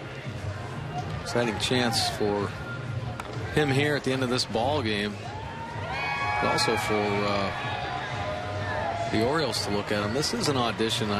Something that a lot of people forget about. Sure, he's wearing the Yankees uniform, but so many of these younger players get recognized by other teams when they pitch against them. And the Orioles and their scouts will make notes. Potentially one day could possibly be an Oriole. And Chris Davis is joining us coming out of the ball game. Chris, thanks very much for taking time. Appreciate it. How things going at first base? Good. It's cold. Well, I wasn't talking just about tonight. I mean, yeah, no, they're going good. You know, I feel pretty comfortable over there. I've learned the infielders' arms. I think that was the biggest challenge for me coming into spring was to get that comfortable feel, get my footwork squared away, and then to learn the guys. And you know, I feel good. I feel like we have a very solid infield. Are you ready to go? Do you feel like your swing is right? After that last at bat, yes. You know, it's funny. I feel like I haven't seen quite a few, or I haven't seen hardly any left-handers this year in spring training, and that's usually something that's kind of a telltale sign for me. If I'm going the other way and driving the ball off left-handers, it means I'm swinging the bat the way I should. And that last at bat, you know, I felt like the last couple of days I've had some good at bats, hit some balls hard, but that last at bat, it felt really good. Chris, first basemen sometimes say one of the hardest things to do is make that adjustment on the decision on when you go after a ball that's hit to your right or when you go to the bag. Is that tough for you? Is that something you have to learn? I think it's definitely an instinct play. I mean, you know, we do a lot of things with shifts. We move guys around a lot. And, you know, I think it's one of those things where if you go after the ball, you got to go after it 100%. And, you know, you'll learn as you go. And the biggest thing for us is to eliminate mistakes and get outs. And overall, ball club at this point, I mean, this has been a long spring training. Has this been tough keeping the focus going in this spring training? It's definitely been long. We've done our share to make it fun, but anytime you're going out there working, knowing you're going to play as many games as we have, it's definitely a grind. But I feel good with our chances. You know, we've had some really strong games. We've got one of the better records in both leagues, so you know, it's definitely a lot of positive.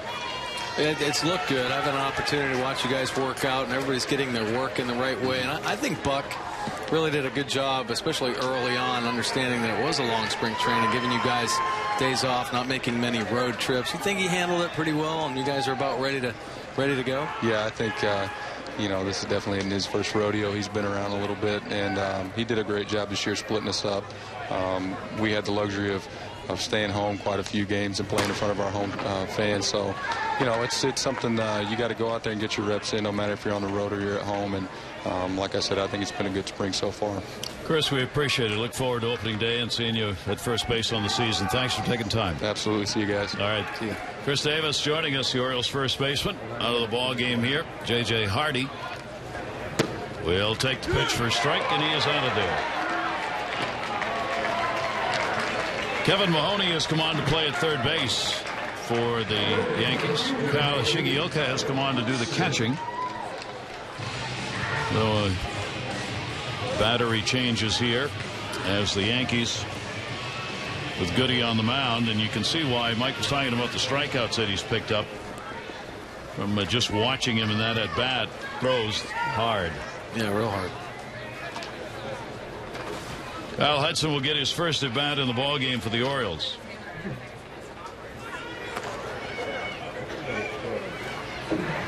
And Hudson will take the pitch for a strike.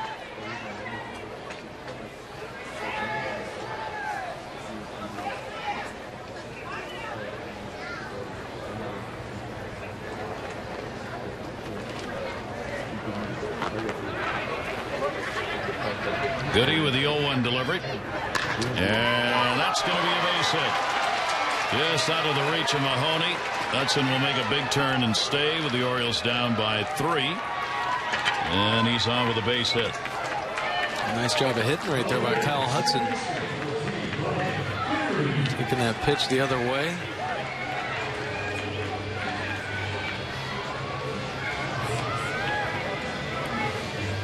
Ryan Flaherty will get his first at bat. Flaherty coming on to play second base. While it's not official, and while Flaherty has not been told, you really have to believe he's going to be with the ball club. There was some question, but after Betemeet's injury, certainly would believe Flaherty will be with the team. Fouls that one straight back. Well, he's had a great spring. He obviously became known for just his versatility last year and played in some postseason ball games and came up big. Actually hit a home run against the Yankees. So he came into camp with a different kind of confidence, and he carried himself a lot better, still going about his business the right way, but has played a lot of different positions here this spring. Buck Showalter wanted to get a good look at him at shortstop. If something potentially did happen to JJ, or he wants to put Ryan over there just to make sure his arm had the strength, and he's proven that to Buck. So I have to believe that he is on this team, even though nothing has been announced. And the left-handed bat, which doesn't hurt. Flaherty on the chopper foul. He's picked up 3 home runs this spring. Flaherty with 10 RBIs, 4 doubles among the extra base hits picked up. So Ryan Flaherty probably will be on that 25-man roster. 1 ball, 2 strike count, 1 down. Kyle Hudson on at first base. Pierce waiting on deck.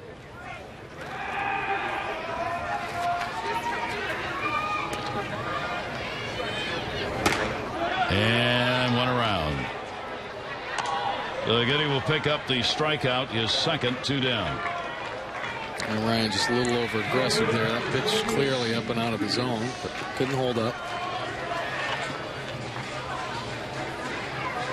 Nick Goody's out of Orlando, Florida, went to Louisiana State University.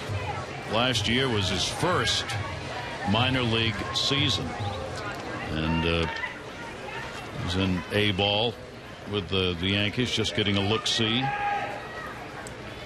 6th round 2012 first-year player pick. Steve Pierce first at bat, 1-0 count.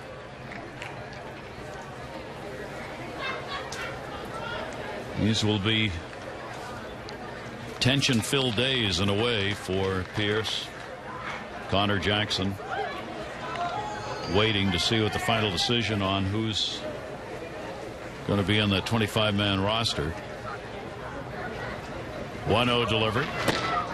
And of course, there's always a possibility of trades with a deal or something coming up that would include 1 or more players. That's always a potential, especially at this point, where teams may have needs and Orioles may have players that could fill a need somewhere and cut a deal. You kind of wait it out to the bitter end. You don't want to tell players yay or nay when you know it may not happen. Runner off first, 2-0 delivery. And up high. Did go around. 2-1. Take a look at this possible check swing. Real close. Real close late in the ball game, though. I think that umpire might be a little cold himself. 2 ball, 1 strike count. 6 home runs, 68 RBIs for Pierce this spring. That's great offensive numbers. And fouls that one back to even it up at 2-2.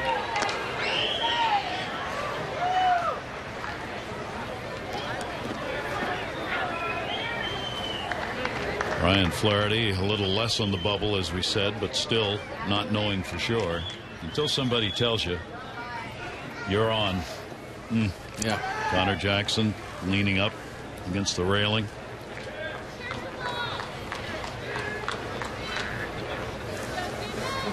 Here's the 2-2 delivery, and popped him up third base. Mahoney will put it away, and that'll do it. No runs, 1 hit, no errors, and the 1 left on base. We go to the 9th inning from Sarasota with the Yankees on top by 3.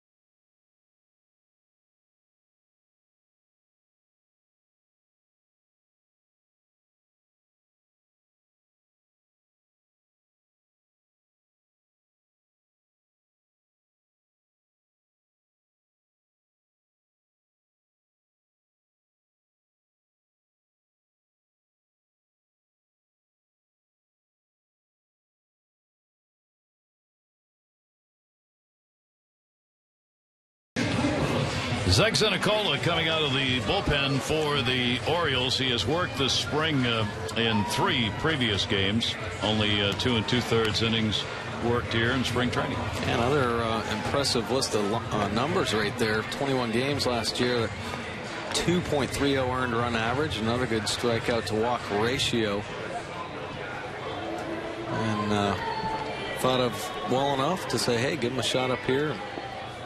Show pitching coach Rick Adair and Buck Showalter what he has to offer. Sometimes it only takes one outing for it to stick in a manager's head, or one play. You say, hey, I like that guy, like what he's all about. See what he can do here. Kevin Mahoney will get his first at bat, the Yankee third baseman, in the top of the 9th inning. Yankees up 11-8. Shattered bat. No means shattered. Flaherty up. 1 down.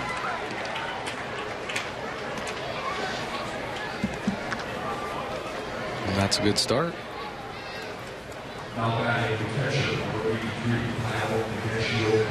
Makes a pitcher feel good when he sees pieces of bat all over the field. Knows he either made the pitch to just get it off the barrel on the end of the bat, or he ran it inside and shattered it there. Higashioka is going to get his first at bat. Kyle Higashioka is doing the catching. And we'll take the pitch up high for a ball. Good night for Wilson, who started behind the plate. He had a couple of RBIs, double, sac fly.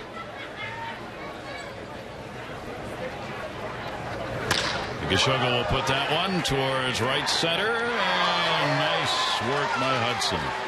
Kind of lined that one up. Made a nice catch. A really good play by Kyle Hudson. Of course, a football player in college. See him getting down there. Nice play. Very speedy outfielder. Covers a lot of ground. So 2 down, top of the 9th inning. Started at 55 degrees. We've dipped a little bit below the 50-degree mark now. Down to 48 officially in Sarasota. Here's Mason Williams. Williams outside for a ball. Williams only 1 at bat, 7th inning, but he got a 2 RBI double as he came on to play center field.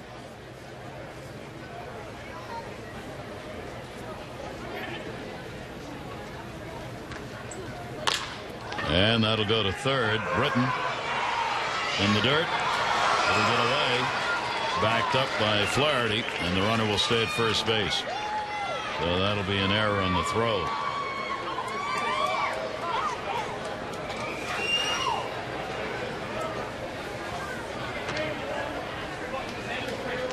Take a look at the play right here. Grass might be getting a little dewy, but spikes this ball down low. Michael Woolman, not much time over at first base. Tough ball for him to pick. Buck Britton, a sure or a steady infielder at the minor league level. Very versatile player. Uncharacteristic error right there by Buck Britton. Orioles, 5 errors have been charged to them in the ball game. That'll be foul back. Velasquez getting his second at bat in the game. He was called out on strikes.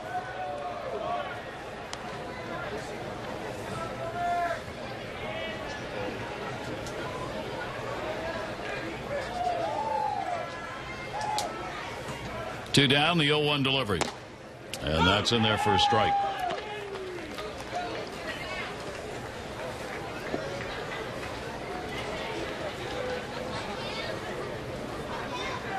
Not a whole lot to read out of this ball game for the Orioles as far as any stories to be told. Once Jurgens had to go out in the 2nd inning, and he took that pitch off the ribs, the Orioles had to go to a bullpen made up primarily of minor leaguers, some of whom hadn't appeared in the game here at the major league level this spring.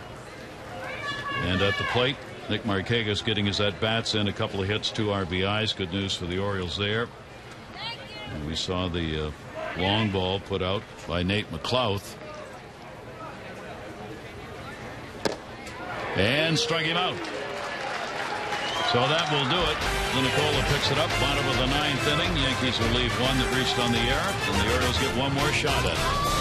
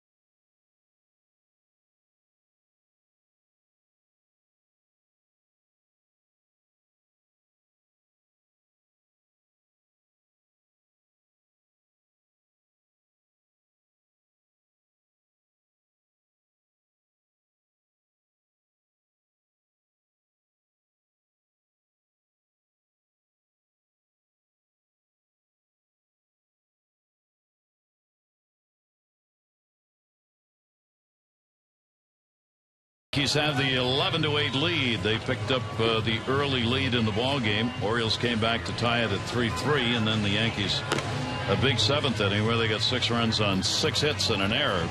And Preston Claiborne will come on to do the pitching. And Preston Claiborne, we've seen a lot of minor league pitchers come into this ball game, and they've all had really good minor league numbers. So great opportunities for all of them. You see the 2.96 earned run average, 50 games. Really good numbers for Preston Claiborne in the minor leagues. Claiborne out of Dallas, 25 years old. Scranton Wilkes-Barre AAA last year, and Trenton combined for a 6-2 record. All of his work in the 3 minor league seasons he's had have been out of the bullpen. Romero gets his first at bat. And we'll foul it back. Top of the order for the Orioles.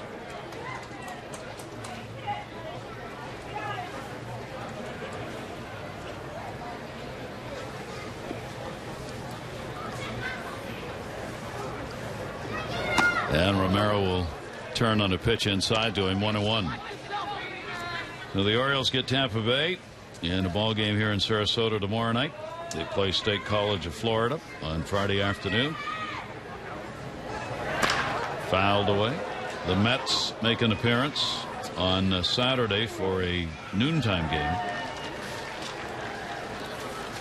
The Orioles will have Monday as a practice day at the Trop, and on Tuesday open up against Tampa Bay. We'll have it right here on Masson, of course. 2:30 for the Orioles pregame, and then 3:10 is the scheduled first pitch. That is popped up third base. Mahoney's there. One down, bottom of the 9th.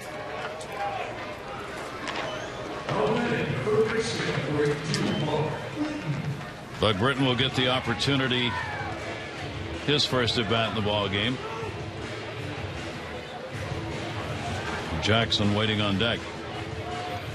He told me today, I talked to him, and he said, whatever you do, don't say anything about my helmet. Okay. Minor leagues, they have to wear the double flap helmet, you know, and they kind of look a little bit big and bulky on players' heads. There's a good look at it. And it's obviously for the safety of the players. So, Mike, we're not going to talk about it or show it. Not at all. We're only taking a shot from the neck down, and we're only talking about your bat. Somewhere Zach's going, oh, wait till I get it. That's his brother, of course. 1 ball, 1 strike count. If you watch any college at all, it looks so common. I mean, if you watch college baseball, that double ear flap is used now in NCAA college baseball. 1 ball, 2 strike count, 1 away here in the bottom of the 9th.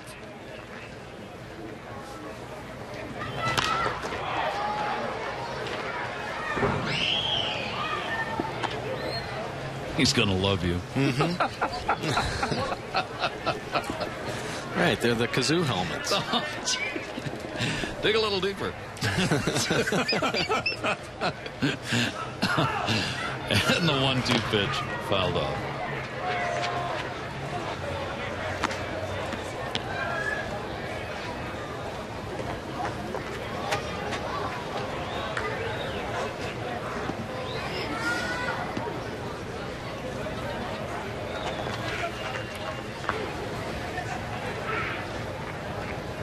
Claiborne with a 1-ball, 2-strike count. And Britton will foul that one back as well, just off on the last 2.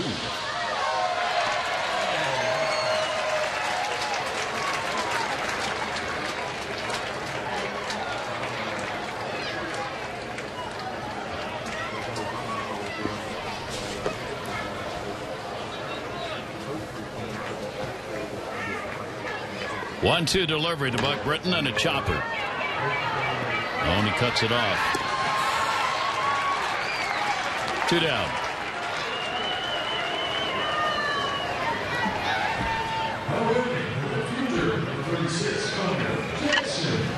Connor Jackson coming up.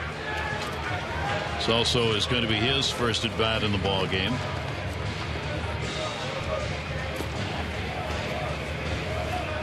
Jackson hitting .320 this spring. He's gone 8 for 20.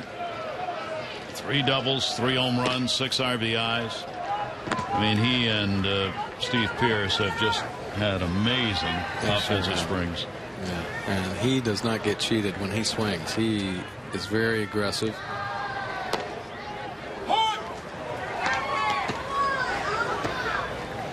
And Connor's had, you know, a lot of big league experience too. So that it's been in the show and done some good things. And he had an unfortunate setback when he got the Valley fever, and it just took a whole year away from his baseball career. And he's just trying to come back and get on track. And it's a good opportunity here with the Orioles, and he's showing what he's capable of doing here in spring training. Gets some new lumber and a 1-ball, 2-strike count on him.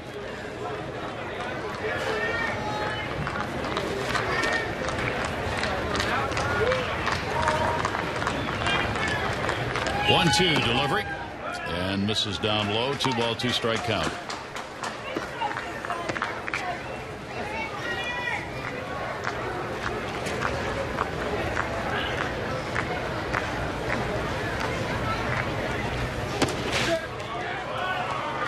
Two misses outside. Count will go to 3-2.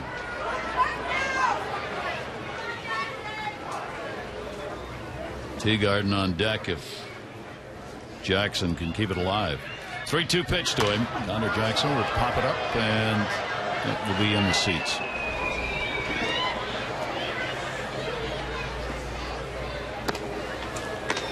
Looks like it's going to be one of those drive-throughs tonight for a little din-din. What do you think?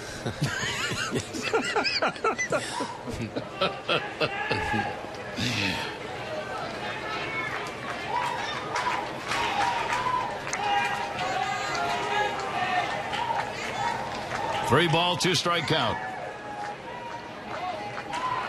2 down, bases empty.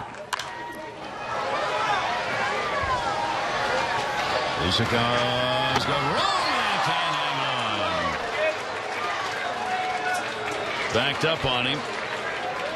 So the at-bat will stay alive.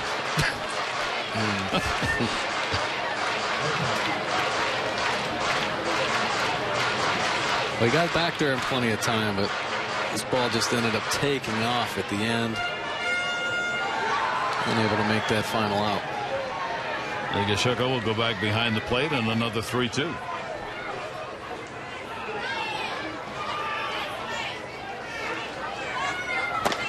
And that's it. So a called third strike will end the ball game as the Yankees will come away with a victory. 11-15-0 for the Yankees in a very offensive-minded game. 8-10-5 for the Orioles. And that is going to do it. We hope you will tune in to Masson Tuesday, April 2nd, from Tropicana Field as the Orioles open up their 2013 season against the Tampa Rays. Join Jim Hunter, Rick Dempsey for O's Extra at 2:30 on Tuesday, followed by our game coverage at 3. For Mike Bordick and all of our great crew, I'm Gary Thorne. Thanks, everybody. The Yankees win it 11.